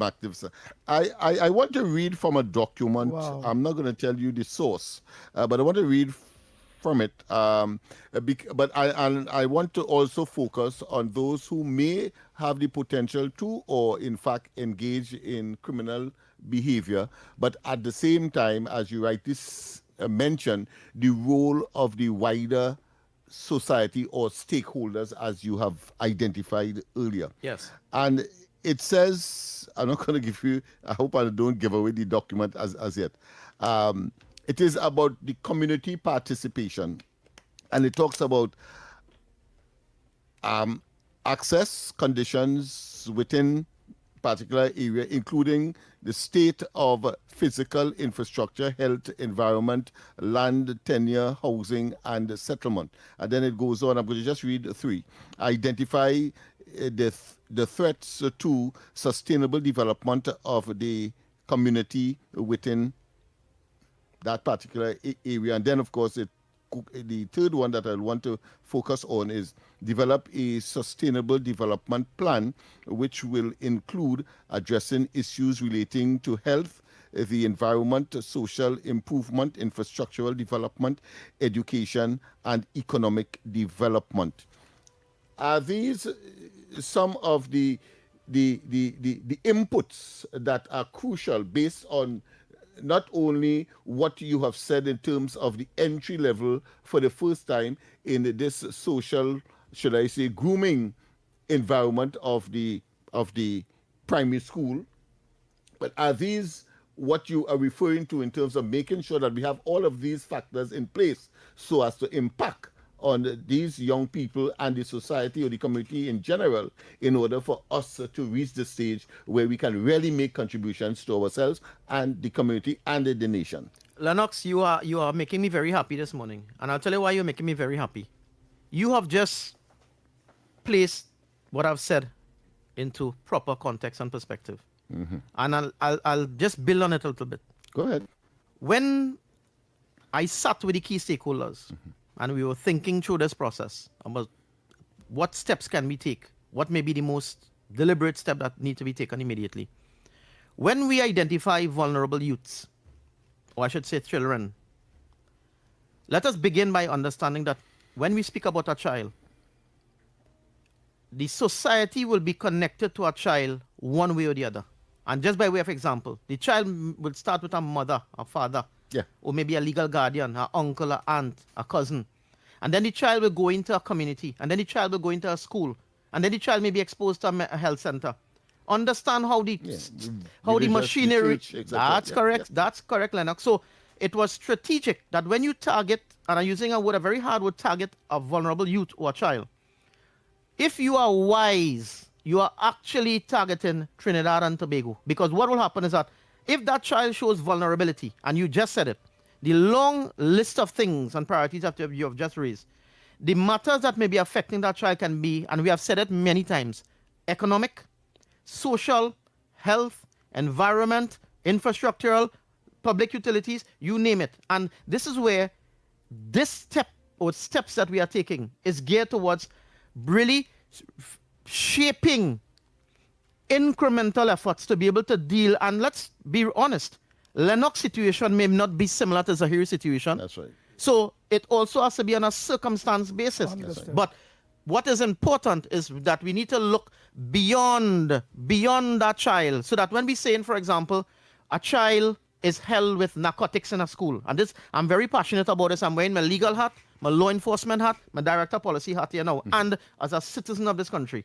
When a child is found with narcotics in a school, we are seen respectfully without prejudice, and I'm not saying that a proper decision may not have been made in terms of to charge the child if the child has the age for criminal liability. Yes. But what I expect to see is that, well, where did the child get this narcotic from?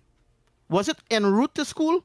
Was it on a maxi taxi going to school? Was it from home? In other words, who would have exposed this child to a dangerous drug? If we are thinking like that, what you'll find is that the problem may not be the child. The problem may be that someone home, or that bus driver, or someone in the community need to be looked at. That's environment. And that's the strategic and the depth we need to be able to be thinking, because when you arrest and charge, you have a statistic, one child charged from dangerous drug. But where that carries us, the instigator, the person who aided and abetted or procured or counseled that offense, we have not pursued them. As a matter of fact, we should be diligently interviewing the child to be able to have the child's statement with the DPP's intervention to charge the person who are exposing that child. I like how you're talking, Mr. I have to say, because there is a legal term that I'm sure that the learned attorney would know, entrapment, because the intention was not to do that. But I want to tell him where I was reading from. I'm reading from, of course, the Law Reform Zone of Special Operations, Special Security, and the Community Development Measures. And I was reading from the portion of it, part 5, yes, that talks about Social Transformation Committee. So the zone of special operations, the ZOSO bill, I was actually referring to, that failed in the Parliament. So I did that in this way because you talked about legislatures when you started, and therefore there is a need for people to understand how significant their role is in terms of doing what is required to avoid the catastrophe that we are seeing, both real and potential. We have about a minute again. So let me just quickly say that, and I'm happy that you took me to ZOSO. Right. And, I want to again recognize the Honorable Minister of Homeland and those who were responsible for bringing ZOSO. We have to be objective. You see that social transformation aspect committee that you spoke about there? Mm-hmm. It was so significant. As a matter of fact, I made mention in the symposium that during this time is a spiritual time for many different religions. Yes. And we must remember that when Moses was running, or Musa was running with the people, when he was taking the people away, he met the sea, and there was no pathway. And he looked up to the heavens, and the heavens told him, strike the water. And a pathway was created to save the people. So even if ZOSO may have met a legal hurdle or challenge, we can still find a way to develop a system that matches what ZOSO was intended to achieve. Beautiful. Andy, you can make your quick one. Oh boy. Well, I come from a background of the Police Youth Club, and I will hope that, let me say, at least members of the Police Youth Club, especially Officer Shabadi, which I'm sure you are aware of, Officer Shabadi, be a part of this whole thing, because again, the police would come. There's half people that come from those such broken homes and all those various things, and I will hope that Mr. Shabadi will be invited. But I must say, Mr. Ali, singing very good, especially the parts where you mentioned there that en route to school, where did that child get that drugs from? Yes, indeed. Yes, of course.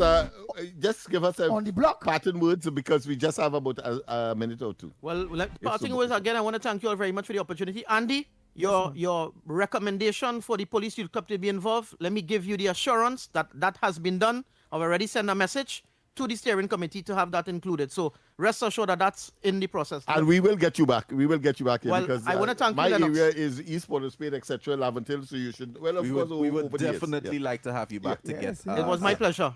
And thanks to Trinidad and Tobago as well. Be prepared, Trinidad and Tobago. You have a major role to play, the citizenry of this country. Yes, beautiful. We go for the news, people, and when we come back more on this edition of the Ground Report.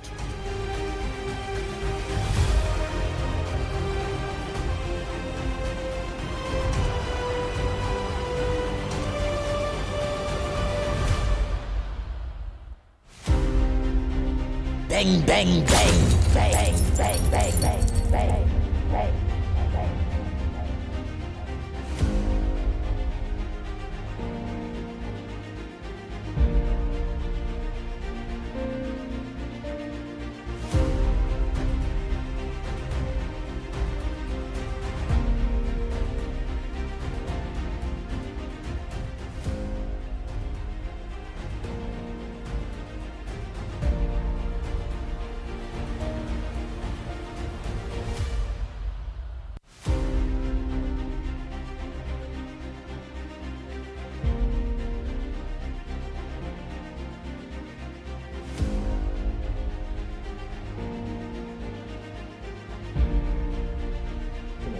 Under the emergency power regulations. In a mid-release on early Tuesday morning, it said the operation, dubbed Operation Purple Rain, took place on Saturday, March 7th. Acting on intelligence received through Interpol, Officer of the Counter-Trafficking Unit conducted several weeks of surveillance at a premises located on Fraser Street in Rio Claro, which culminated in a search warrant. During the exercise, a 42-year-old TNT national and businessman was arrested, while a total of 11 individuals were discovered at the location. After initial screening and investigation by CTU officers, they confirmed that 4 individuals were victims of human trafficking, all female Venezuelan nationals ranging from 15 to 30 years of age. The ministry said that initial information suggests that some of the victims had been confined and exploited at the location for more than 2 years. We'll have more on this in a subsequent newscast. Trinidad and Tobago cannot shoot its way out of the situation where crime and criminality is concerned. This according to Director of the Policy and Community Support Office in the Ministry of Homeland Security, noting that Trinidad and Tobago cannot rely on policing alone to stem rising crime. He said years of enforcement, heavy responses have failed to address the root causes of violence, particularly among vulnerable youth. Recognize that you cannot shoot your way out of the situation where crime and criminality is concerned. It's a very demanding, challenging situation. But when we looked at it, we recognized there was an urgent need for at least one of the ministries who has the ultimate responsibility for crime and criminality to take that step to have engagements with very key stakeholders. He was speaking following a recent national multi-sector symposium that brought together psychologists, educators, health officials, social workers, and police to rethink crime prevention strategies. A central theme of the discussions, he said, was the state's duty to treat violence as a symptom of deeper psychological and social harm. There was a clear expression of the importance of the right to health. Mm-hmm. And the right to health, looking at the state's responsibility to fulfill that right to health. So when we spoke about the biopsychosocial context, looking at crime and criminality from that context, immediately you are looking at the human being. And, you know, can I link it? Yeah. The ocelot that we saw a while ago, you saw the efforts that doctors and experts were applying to ensure that an animal recovered. Yeah. And I need to make this comparison. Our human beings, our vulnerable youths, they are injured in different ways. In other news, as Lent heightens demand for fish as a preferred meat alternative, rough seas and strong winds are leaving stores in Carenage sparsely stocked and prices climbing. A hazardous seas alert has also forced many fishing vessels to remain anchored, limiting daily catches and straining supply just as demand peaks. Fisherfolk say this period of the year typically brings challenges, but this season has proven especially difficult. The reduced catch has translated directly to higher prices, with some fish varieties now selling for as much as $50 per pound, well above average. Fishermen attribute the spike not only to scarcity, but also dangerous waters, which further limit how often they can head out to sea. Well, this season now is the season which by the weather and the breeze does downsize the fish, make the fish less, because they don't come up with the weather. So for now, if you look around and you go in party in all the fishermen stores, you will see a little bit of fish. And until that season come and pass, it'll start back like probably after the Easter. In sport, after losing a crucial match last week, the University of the West Indies A team must defeat the University of the Southern Caribbean in their Round 4 match in Legacy Basketball Invitationals this evening, in hopes of advancing to the playoffs. The two sides will meet at UWI's Sport and Physical Education in St. Augustine from 7 p.m. In the evening's second game, we'll see New Chapter Academy Warriors taking on the undefeated Southside Elite. Having clinched their spot in the playoffs last week, Southside will be hoping to finish the group phase flawless. Southside versus New Chapter is carded for a tip-off time of 8:45. And that was your TTT News Update. I'm Carrie Roberts. From the entire team here, have a great day. At 7, TTT News, committed, accurate, relevant.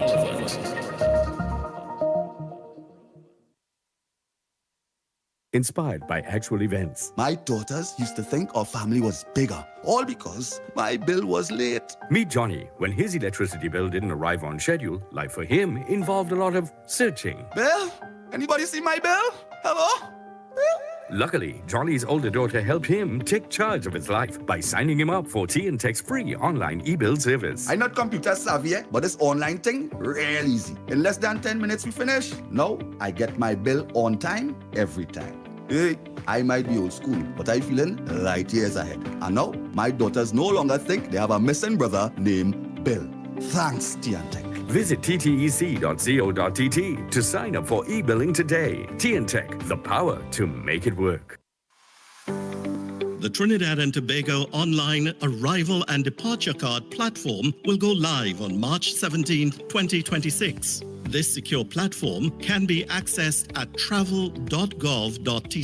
It is free, convenient, and required information can be completed within a few minutes. Passengers must create an account using a valid email address to access the portal, which will be available 72 hours prior to travel. The online arrival and departure card is a mandatory declaration for all international passengers and replaces the former process of filling a paper form. To complete the online arrival and departure card, each traveler must have flight information, a valid passport, and must upload a picture of the passport biodata page. Receipts for immigration and customs containing a QR code will be generated upon submission. Download and save the receipts, which will also be sent via email. Edits can be made to the declaration prior to the day of travel. However, if any changes are required on the day of travel, passengers must complete a new online arrival and departure card. The QR code may be required before boarding and must be presented to officials upon arrival and departure. A transformative travel experience awaits. This was a production of the Information Division, Office of the Prime Minister.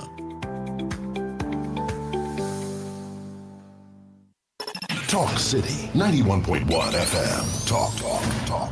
Cabinet has approved the establishment of the regulatory framework for the registration and management of classic, antique, and vintage vehicles in Trinidad and Tobago. Music.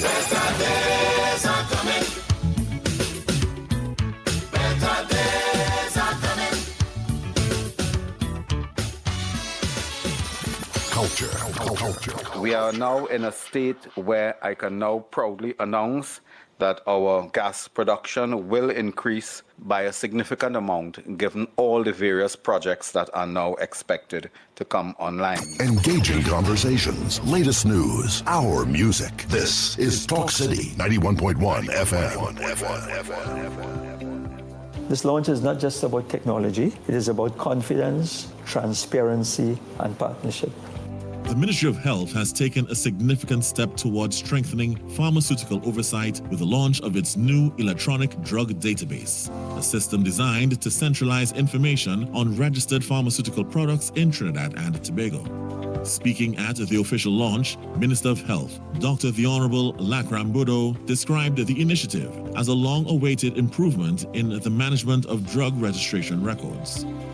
According to the minister, the launch marks an important milestone in our collective effort to modernize health systems and to strengthen regulatory oversight in Trinidad and Tobago. For decades, information on registered pharmaceutical products was maintained across multiple sources, gazette notices, internal regulatory records, and other archives.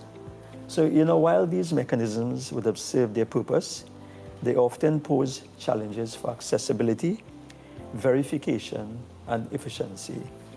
Recognizing this, the ministry has taken deliberate steps to consolidate validated records into a centralized electronic drug database. Minister Bodo highlighted the objectives of the initiative. Now, this initiative has three clear objectives. The first will be to establish a structured and searchable repository of pharmaceutical products registered in Trinidad and Tobago. Another objective would be to improve internal record management and regulatory oversight within the Ministry of Health. And of course, this will also allow us to facilitate verification of registered pharmaceutical products by relevant stakeholders. The database is grounded in the provisions of the Food and Drugs Act, Chapter 3001, and includes only products that have been formally authorized through the regulatory process and published via official gazette notices. Minister Bodo emphasized that the system will continue to expand as additional records are incorporated, describing the launch as an important first step in strengthening the country's pharmaceutical regulatory framework. The minister reaffirmed the government's commitment to building modern, transparent, and efficient health systems that better serve healthcare professionals, industry stakeholders, and the citizens of Trinidad and Tobago. This was a production of the Information Division, Office of the Prime Minister.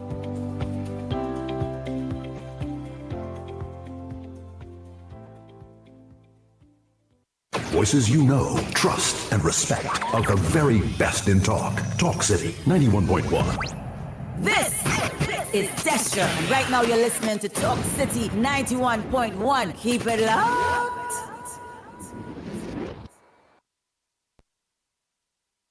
The ground report, the ground report. The government of Trinidad and Tobago is not closing down Petrotrin. The ground report, the ground report. I would think that they've been very clear that all the employees of Petrotrin will exit the company. All. The ground report with Andy Williams and Lennox Smith. 6 a.m. to 9 a.m. Join Andy Williams and Lennox Smith, the ground report team, as they rip apart the lies, half-truth, and misinformation that the mainstream media never discuss. The Ground Report. Hard-hitting, informative, undiluted, uncompromising, and unfiltered. Monday to Friday. Get the raw facts before making any life-changing decisions. Only on The Ground Report.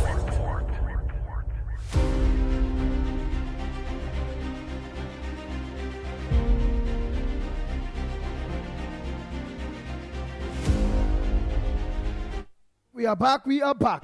Time check. It's 13 minutes past your 8 o'clock. Yeah, and listening to the Ground Report. Let me say a pleasant good morning to Roshan Wabwa, Chairman of WASA. And Lennox Smith, you'll meet you. A good man, a very good man. I know. We have had some very, very good days, and I expect that there will be much more in the pipeline. So make sure you're supposed to make sure and give him a call on Monday, please God, where we need to meet, because remember we getting a lot of complaints about water situations all over. So that meeting will be important. Miss Santa Cruz notwithstanding, she just calling. Water problems of the Santa Cruz. But I'm sure that because of the nature of the guy, he reminds me pretty much of myself, where of course he would extend and go beyond the call of duty to assist. So I have extreme confidence that the response will be viable, will be positive, and that solutions will be made, even though of course it will take time. But the fact is that he will respond. I could put my neck on a block for that one. That being as it may, Andy, notice, of course, and I want to let the population understand that we here on the Ground Report is all about information purity, information distilling, for you to get the best. Now, notice how I coined the question to Mr. Ali, who was just here. I read from a document. I didn't tell him what the document was, but I outlined, of course, the whole question of employment, the whole question of infrastructure, like what we just talked about, water, etc.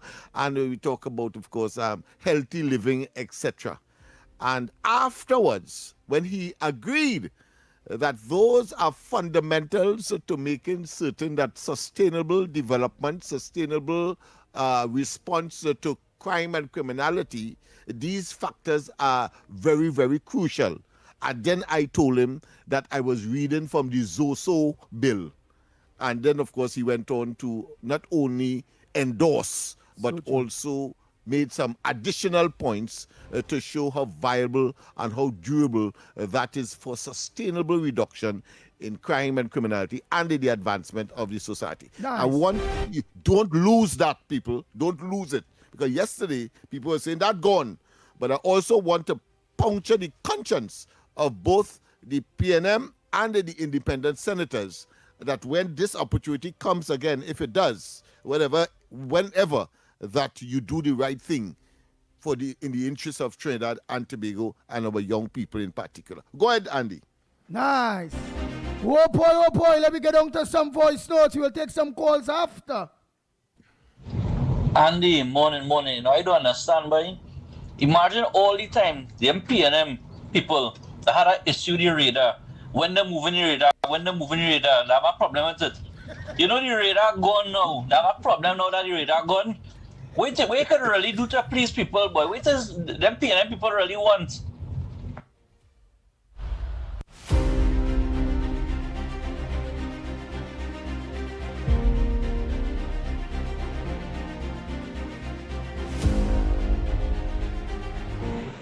Morning to the Ground Report. You know what I realized lately? The PNM want this country to govern the way they want it to go. They want it in their direction. And this is what we have a problem with. Because if they really wanted to do something for the people and concern about the people, when last a PNM minister raised an issue in the parliament concerning one of the 13 constituencies? 13 seats to have. Listen in the parliament. Is anyone of them concerned about what it is taking place within the constituency about now else more than trying to create an environment where Kamala hate a position, hate UNC and hate Kamala, but they leave the people behind. So you activists, you councillors who are aspiring to be councillors, who you community leaders, let me tell you something. Look into that 13 seats with the PNM and try to get yourself away from that madness, because they are in a position to lobby for the development and the growth of the constituency and the country, by extension, the opposition MPs. So don't let them sit down there and just try to create bacchanal and have the bloggers running behind them and feel the country heading in a good direction. It ain't so.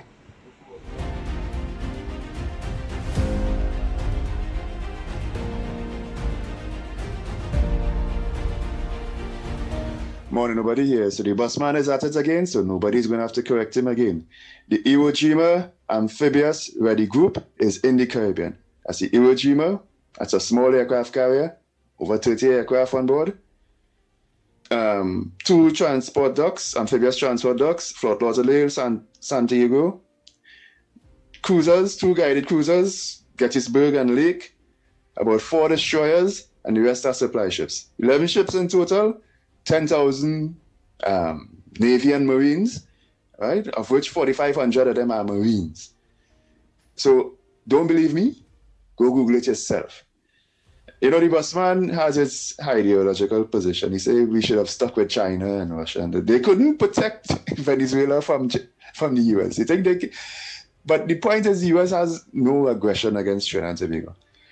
All right. In fact, they demonstrated that they were protecting us because that's what that radar is about. They say the radar leaving. And some people are thinking, well, the US has abandoned us. No, the mission for that radar is over. The mission of that radar, I told you all, was counter battery fire. Just in case Venezuela got fresh and launched anything at Trinidad, that thing would have been able to detect something the size of a golf ball and shoot it down. And, you know, Busman talked about we launched attacks from Trinidad. Allegedly. He used the word allegedly. Wrong, lie. You know when he should have used the word allegedly? When he said that the oil that left Venezuela, that Trump captured, went in his bank account. And he quoted CNN, of all people, saying, well, they are the most biased. Yes, they are the most biased against Trump. So when the lawsuit comes for CNN, what Busman have court closed, right? So the Iwo Jima's group, where the group is here, it's still here, and it will continue its mission. What Busman will think is that it needs to be right next against the coast to do its mission. No, it could be anywhere in the Caribbean and be quite effective at its mission, launching drones and airplanes and whatnot, helicopters to intercept who would intercept from hundreds of miles away. What will stop, and what the US say, we're going to be easing up on is sinking the drug boats because they are now putting that mission on the Venezuelan government who are supposed to be on side. Now, of course, if they don't, they'll get back to doing it, I guess. But here's the thing, people. Busman is trying to make you believe that we are not going to benefit anything from all of this. But here's the proof that we are. You see that iron mill that is setting up in the industrial estate? That demonstrates these foreign companies know that Trinidad and Tobago is about to explode, is about to benefit massively and be about to become a hub of industry, and they want to get in early. That iron mill is extremely high energy, requiring a lot of gas, a lot of energy, a lot of electricity, and they know that Trinidad is going to have that in spades, and they want to get in now. That demonstrates, more than anything else so far, that we are going to benefit from what we have done and who we have aligned with.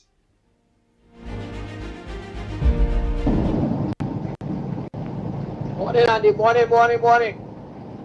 Listen, I listen to Busman. I am no comment. Let's say what you want to say. But I hope you don't get in trouble with that station, okay? All right? I hope you not get into trouble because they're listening. Anyway, Busman is not Busman. And who is Busman? Busman is for a Spain car park man. That's who is Busman. Changing him to Busman. All right? I only give him number. Busman is for a Spain guy. That's why you don't hear him anymore. That's it. Andy, good morning again. I listened to Mr. Ali. He's totally right. A child who sees something at home does the same thing in school. Not all of them. I'm saying majority of the kids that see what the parents do at home, they bring it in school or they bring it in a committee. Charge the parent. Do an investigation and charge them. I'm agreeing with it. That's how it is supposed to be. Once the child is underage, charge the parent. Let him pay the penalty and he will see how that back up himself. But again, you have children making children. You see? Children making children, teenager girls making children. And they're still a child. So when they can teach them? I don't know what to tell you, man. Hi, good morning, gentlemen. Guys, I think it is about time that the law in this land starts showing the criminals who is boss, Andy and Lennox, imagine, in a state of emergency, you have 6 murders over the weekend. You have these hooligans still invading people's homes. They're making it plain for even the blind to see that they ain't afraid nobody. They have no respect for the law. And you know why? You know why?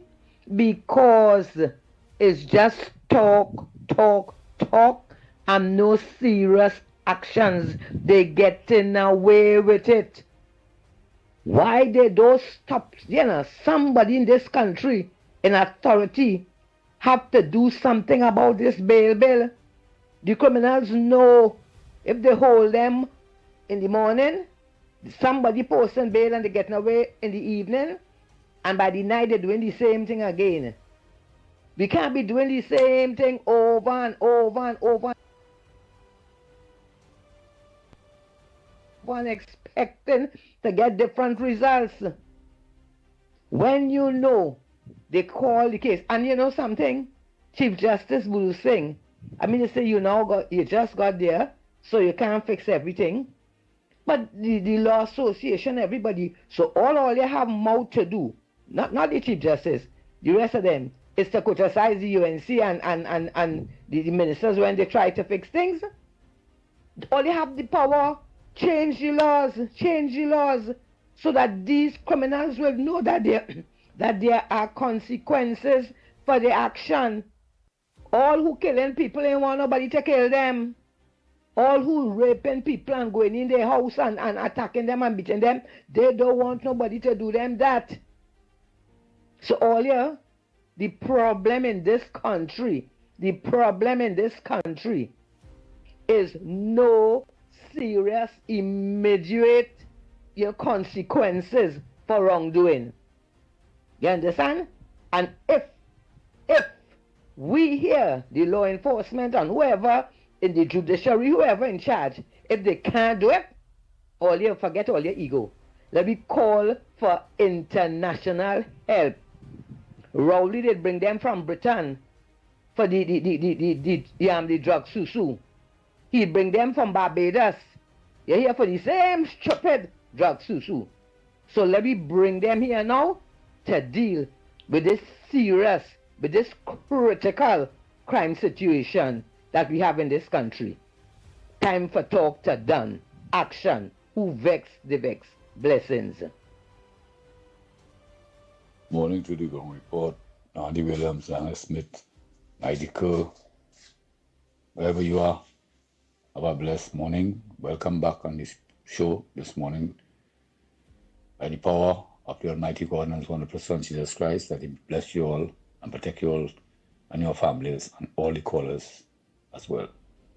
Marvelous, Marvin, you playing the detective for UNC. You're a detective. You want to know everything.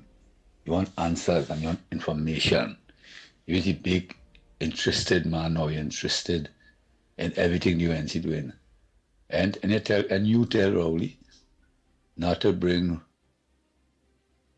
Maduro and the entourage here. They're serious kids, and tell them not to bring them here.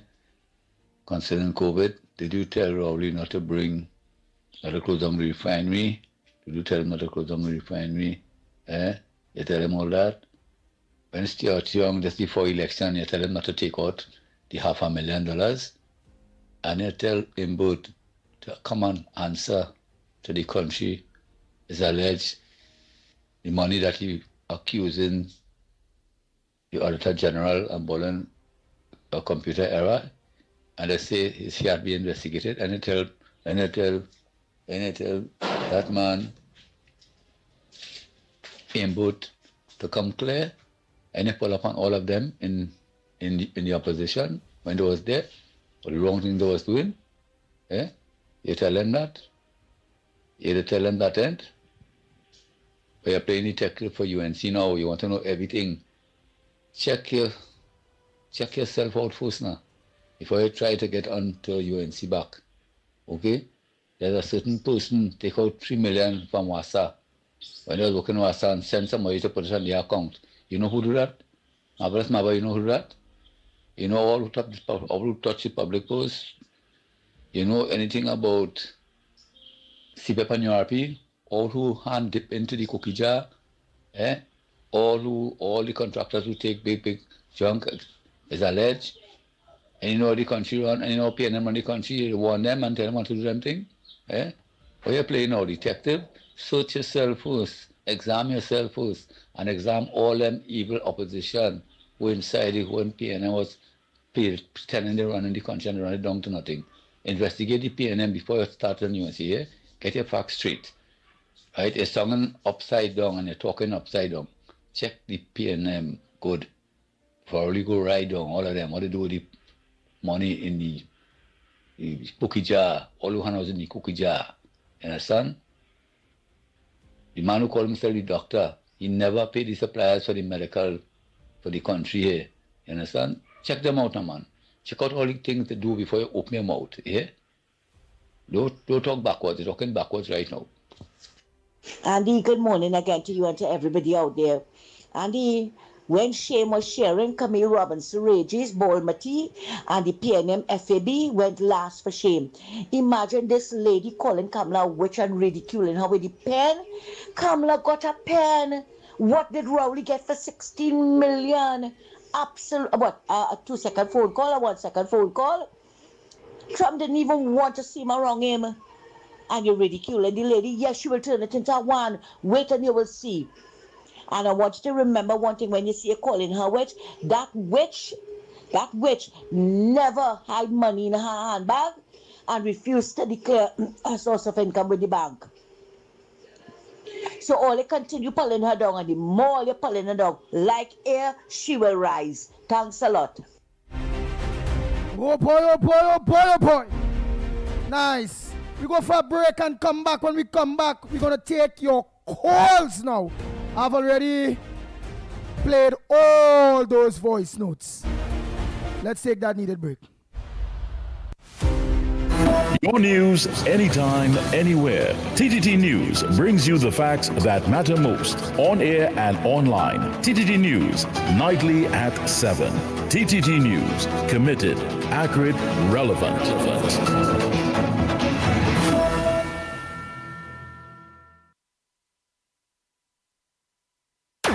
Is your business experiencing the following symptoms? Not enough customers, no sales, slow cash flow. It's time for your business to be seen and heard by thousands of potential customers inside this new, exciting television and social media feature. Welcome. The 1020 with Junior K. Up for this exciting challenge and confident about your business? If you are, the 1020 feature is just for you. It's where you give your customers 10 reasons in 20 seconds why they should shop by you. This fun-filled feature will be captured, packaged, and aired on television and promoted on social media simultaneously. Small, medium, and large businesses call or WhatsApp 764-3378 or 313-4215. Let's feature your business. 1020 with Junior K. It's affordable, effective, and fun. Have you tuned into Reggae Love each week on Sweet 100? Well, Thursday, March 19, 6 p.m., you can enjoy live. South Trinidad Sweet 100 is stepping out of the speakers and into the lobby restaurant and lounge at Paria Suites in San Fernando. Get ready for Reggae Love Live. Vibe with your favorite hosts and DJs as they celebrate reggae anthems and sweet lovers rock all night long. The best part? It's free. It's Reggae Love Live. Thursday, 19th March at the Lobby Restaurant and Lounge. Be there. The Trinidad and Tobago online arrival and departure card platform will go live on March 17, 2026. This secure platform can be accessed at travel.gov.tt. It is free, convenient, and required information can be completed within a few minutes. Passengers must create an account using a valid email address to access the portal, which will be available 72 hours prior to travel. The online arrival and departure card is a mandatory declaration for all international passengers and replaces the former process of filling a paper form. To complete the online arrival and departure card, each traveler must have flight information, a valid passport, and must upload a picture of the passport biodata page. Receipts for immigration and customs containing a QR code will be generated upon submission. Download and save the receipts, which will also be sent via email. Edits can be made to the declaration prior to the day of travel. However, if any changes are required on the day of travel, passengers must complete a new online arrival and departure card. The QR code may be required before boarding and must be presented to officials upon arrival and departure. A transformative travel experience awaits. This was a production of the Information Division, Office of the Prime Minister.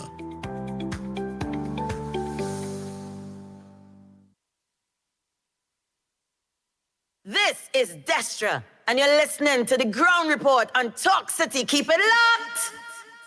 Bang, bang, bang, bang, bang, bang. The Ground Report with Andy Williams and Lennox Smith. Oh boy, oh boy, oh boy, oh boy. We are back, we are back, we are back. Time check. It's about 35 minutes past your overs. 8 o'clock. And you're listening to the Ground Report on Talk City 91.1 FM. You're also listening and viewing the Ground Report on our several social media platforms. And you know them at Talk City 91.1 FM on Facebook. Yes, we have a and call, on so YouTube. we'll interrupt you a bit because, of course, the callers are always priority. Good Go morning. ahead. Welcome to the Ground Report. Good morning. Good morning to the Ground Report. Yes, good morning. Good morning to you, Mr. Smith, especially. Yes. Well, Mr. Smith, yesterday, I listened to Marvin Gonzalez, and I could say PNM people gone mad, boy. Marvin Gonzalez and them scraping the bottom of the barrel to get this thing what to make a molasses to make a tulum, boy. Let me tell you something now. I don't know how Trinidad make up, but Marvin Gonzalez says something there on the Morning Blue that the UNC $17 million they get from criminal element in Grandy. Well, I say Andy's supposed to be real on top because he was in Grandy with God, right? $17 million. He get that information when he was in the Minister of National Security, right? He said in Tunapuna and all criminal element with Roger Alexander and them, and today they can't even walk the ground, right? That is what Marvin Gonzalez said now. So, and he said the PNM could have do the same thing because they asked them, and the PNM said, no, we're not doing that with no criminal element. Otherwise, they could have win the election. You understand? And just yesterday, they saying the PNM supporters didn't turn out to vote. That's why they lose the election. And now they're saying it's criminal element that helped the USC to win the election. I don't know where our law is, how our law make up. Marvin Gonzalez is supposed to be facing the police today. When you say them kind of things, right? You're not supposed to say things like that and go away and sleep comfortably in your bed. I just waiting for the police to go and investigate this because he get it from National Security when he was there in National Security before the election, right? So Mr. Marvin Gonzalez have something to answer to the citizens of Trinidad and Tobago. That's what I have to say this morning. Thank you. Yeah, thank you. Sandy Jones, a pleasant good morning to you. Where you at? Let me take this caller. Go ahead, caller. Morning. Good morning, Andy. Lennox, Snipes. Morning. Andy, here I come again, man. I'll be this like a road march. When they're burning the guns and the drugs, Andy, we want to see them burn the guns and the drugs. I'll be playing this like a road march, you know, Andy. I'll beat it because they have to do something about that. Wow. You understand, Andy? They have to do something about that. We want the drugs and the guns burnt publicly. Publicly, we want to see those, because those guns coming back on the streets, Andy, they're coming back on the streets. So we want to see that and the drugs burnt. I'll be playing it like a road march. Thank you.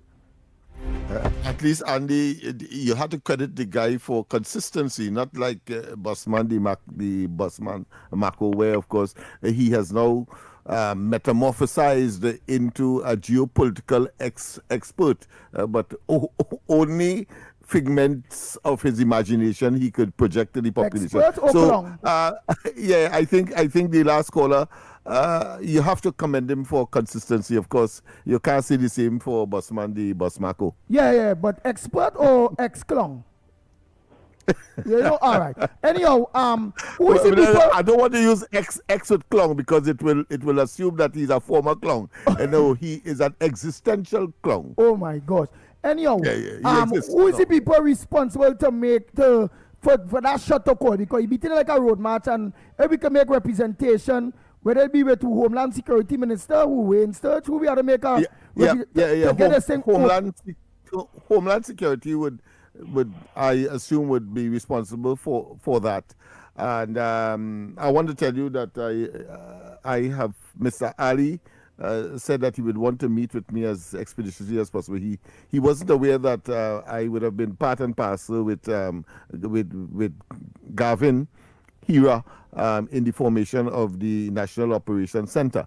So he said that he'd want to meet as quickly as possible. So I think that issue could be raised with him, and I'm sure that he has the ears of certain important element decision makers, and I think that should be easily addressed and make it public, because one of the things the caller is calling for is to make it public. You don't want to say that you come tomorrow and say so much of these things were destroyed, and next thing there is no evidence of it.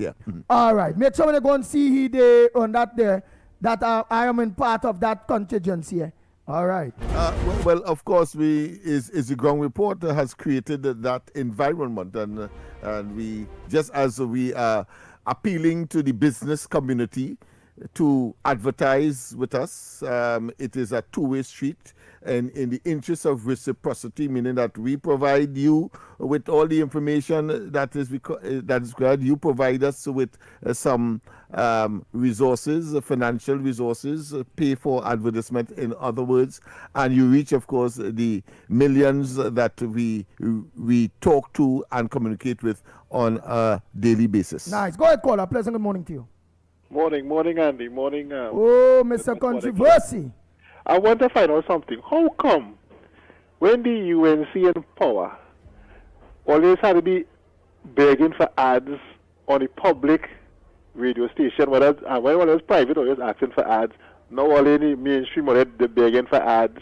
Why nobody don't like, even when they don't want to, even on Iowa station and all, they're begging for ads. Nobody don't want. Why is it that on the other stations ads running normal, but on the government station that, people have to be begging for ads, or they come and advertise. Nobody don't want to deal up with the government, not to say the who in power, because it is have money paying them to it. The government station always under pressure. They didn't have no money. That is TTT, the company.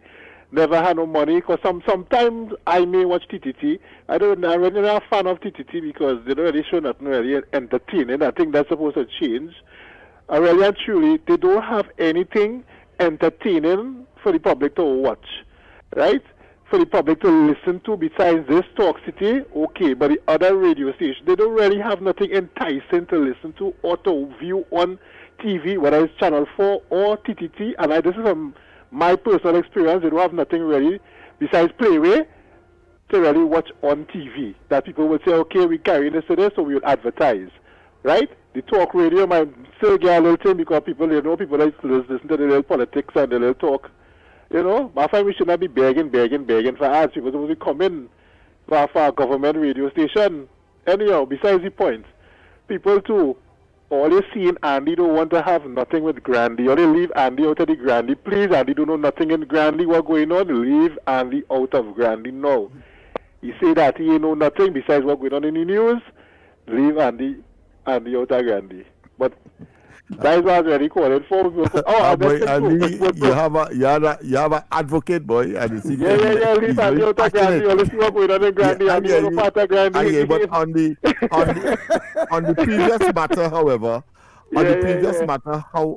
however, I want to tell you that yes, you are quite correct. We know that as well, but as a committed group of individuals, and I think all the other presenters are so committed, you would see, of course, a paradigm shift, a metamorphosis that we are trying, and a culture that we are trying to create where the station or the entity relies less on the treasury or the public purse, and that it could at least partially in the initial stage pay its way. Notice you have to start somewhere, because clearly you have said that we have inherited a doldrum, so to speak, of non-economic or financial contribution other than public purse. Yeah.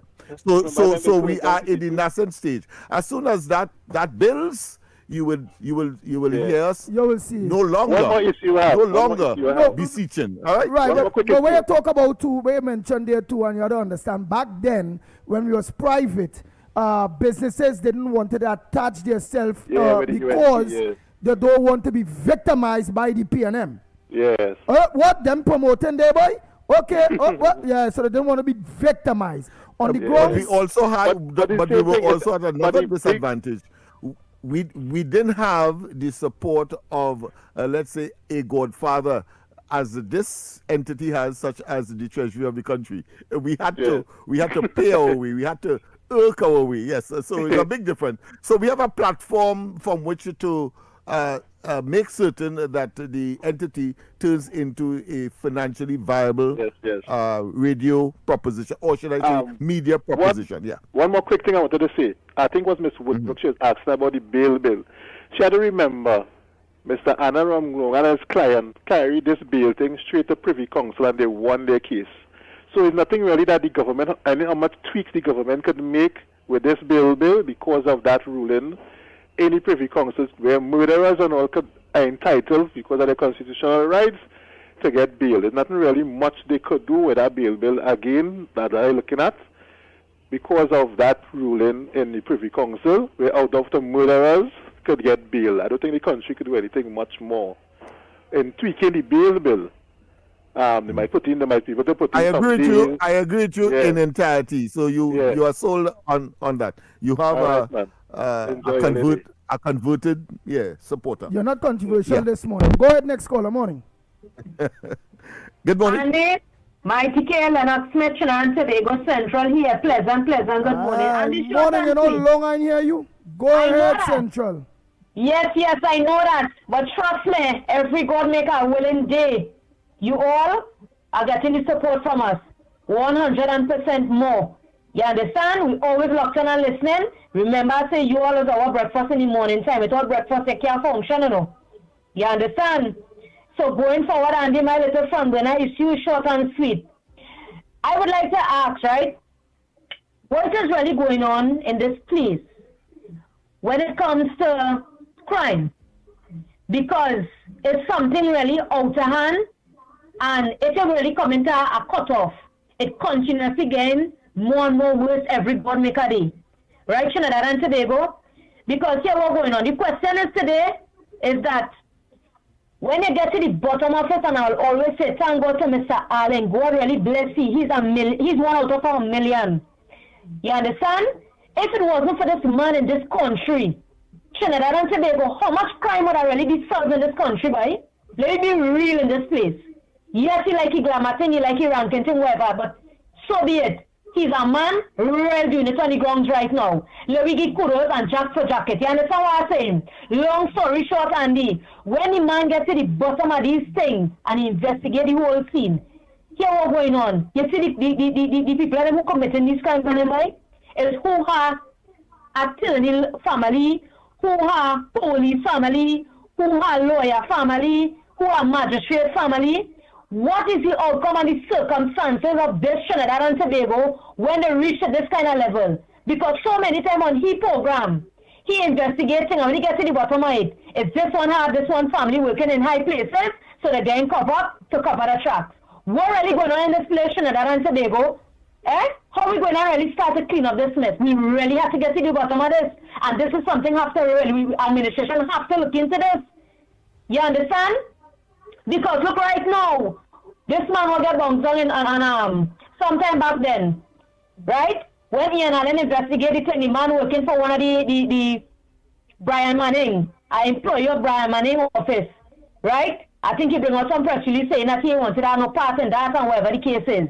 When you look sharp, you hear any man wife is a police. She covering up his tracks. Ian Allen carrying the mirror, the glass of the mirror and showing the glass damage on the car. And this is the evidence of what bongs on the man. You know what they're saying? There's not enough evidence. And the man fighting for his life in the hospital right now. What really going on in this place, Trinidad and Tobago? How are we really cleaning up this mess? They have to do a real serious thing concerning about all them services and them by. Because these people are them taking a position and power and abusing it. And this is something has to stop because a repeat taking place. No wonder why civilian getting uniform to go and do dirty, corrupted work in this country. You see where it's stemming from? It's a little common sense and book sense, you know. You understand what we're saying? What is I trying to say, Trinidad and Tobago? This is something we really have to get to the bottom of. Because if this continue going on, we wouldn't reach nowhere. We'll be spinning top in mud. So true. You understand? And we have to get to the bottom of it. At the end of the day, we have administration there right now. And thank God they're starting to dig into things and they really have to get to the bottom of this. Other than that, we go nowhere in this country. And thank God for Ian Allen and this that thing is continuously being highlighted and people can really understand what's sweeping under the carpet. We're just in the 3rd month in this year and we done 72 murders. That's will never accept that in this place because here why I'm telling you. That's a sounding good and it's looking good. Trinidad and Tobago, let's see something, say something, because crime is everybody's business right now. You understand? Look down and listen, Andy, and you don't know Central, and it's that. Let's go for that quick break and come back. When we come back, more right here on the Gong Report. We'll be back. Your news, anytime, anywhere. TTT News brings you the facts that matter most. On air and online. More ways to stay informed. TTT News covers the stories that matter. Join us nightly at 7. TTT News. Committed, accurate, relevant. South Trinidad, we're turning up the love on Thursday, March 19th, the night before the holiday. Sweet 100.1 FM brings you Reggae Love Live.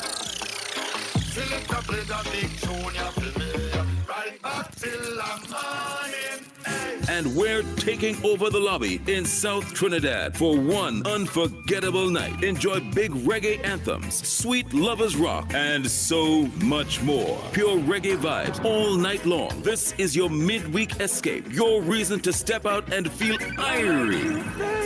Before you pull that trigger, hate to see when youth become friend killer. Bring your crew, bring your energy, bring your best vibes, because we're lighting up the launch with music you know and love. Admission is free, so no excuses. Thursday, March 19th at the lobby. This is Reggae Love Live. One love, one launch, 100. Any views or opinions expressed on the Ground Report are solely those of the hosts and callers and do not represent the views, policies, or official position of Talk City 91.1, its management, or affiliates. This is Destra, and you're listening to the Ground Report on Talk City. Keep it locked. Bang, bang, bang, bang, bang, bang, bang, bang, bang. Oh boy, oh boy, oh boy, oh boy. We are back, we are back, we are back. Time check. It's 7 minutes to the hour, yes. To the hour to 9 o'clock. So don't forget, coming up next, that big program right after the Gong Report. Off the record with yours truly, Mistakes and Stefan Rees. So don't forget, don't switch that dial at all. I'm organizing Yes, this play some of those voice notes. But I noticed, Andy, that Philip Alexander is under the poison or the venom of the PNM. I think in this case is Randall Mitchell, who saw his vehicle parked in a handicap spot. Boy, look at what that must be. Why what's that now? I say, but wait. Look at how like these days, like the ubiquitous, they're all over the place. The omnipresence, they're all over the place, and of course, but it is amazing that it is initiated by them themselves. Yeah, boy. You know, not by an ordinary person. They want people to know it is them who, of course, I have identified the whatever infringement in their minds that might have occurred. But here, why watch out? But of course, but I hold no brief for Philip, but I think it was his explanation was justifiable. He said that of course there was a restaurant that was opened by one of the what we normally will consider a one percenter, and they occupied most of the car parks, but it was two paraplegic or handicapped spots, and the security guard told him, well, listen, the car park is filled, so you could use that for the time being and go and transact what you have to transact. Of course, Wendell, I believe, had a duty to, since he was so concerned in the public's interest, at least ask Philip, well, listen, you know, how you could park there and so on. And he might have gotten that explanation. But he didn't want that because it was opportunistic parasitism. That is what that was about. For political gains. What I watch have turned out to be spitting in the sky and falling in his face. Because nobody takes him seriously. Go ahead. Why watch out with all of that is that look at how the opposition, the 13 of them, will come to bring to light all kind of thing.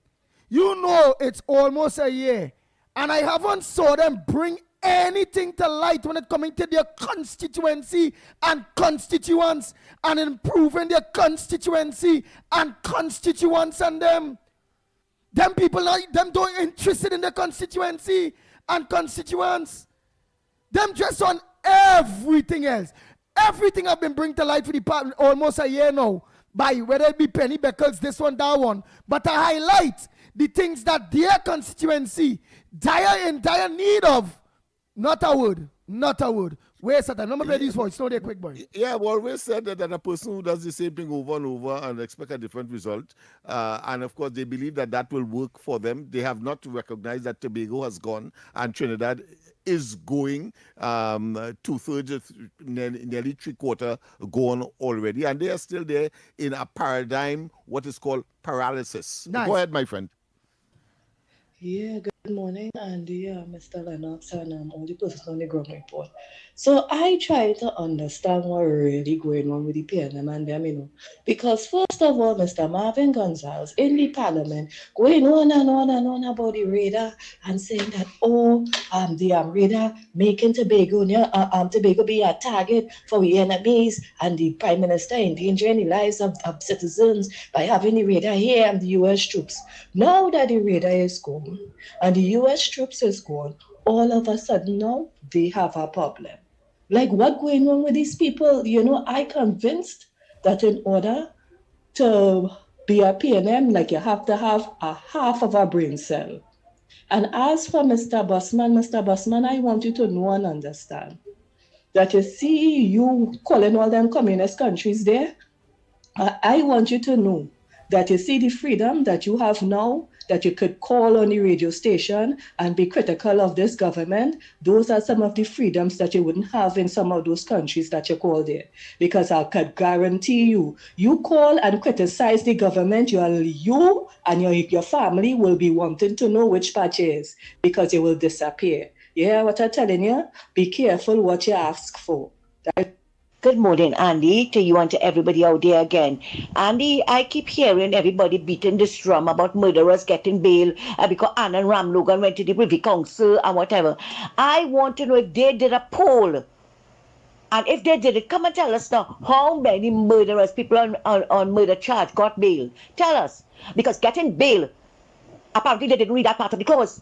It's up to a judge in chamber. If the judge say yes, well, yes. If he said no, it's no. And as far as I know, right, as far as I understand, no, except for that first guy with Annan Ramlogan and them. And don't come just once you Annan Ramlogan. Do come now. You come to bring a point, bring across the whole point now.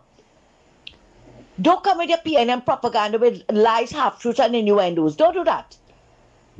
Tell the people why the man was qualified for bail. Nice, and we want to stop it there because it's 1 minute to the hour to 9 o'clock. Don't forget Corridor Transformation tonight at 8 p.m.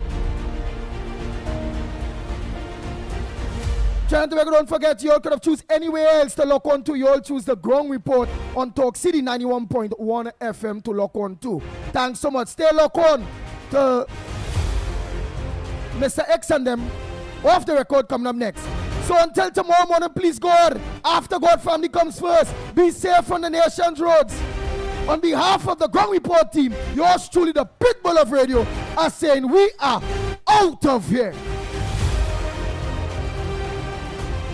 Bang, bang, bang. Talk City 91.1 FM. Talk. The cabinet has approved the increase in the permissible age of importation of foreign-use right-hand drive private cars at sports utilities, SUVs, sedans, and station wagons powered by gasoline, dieseline, or compressed natural gas, CNG, from 3 years to under 8 years and under from the date of manufacture. Music.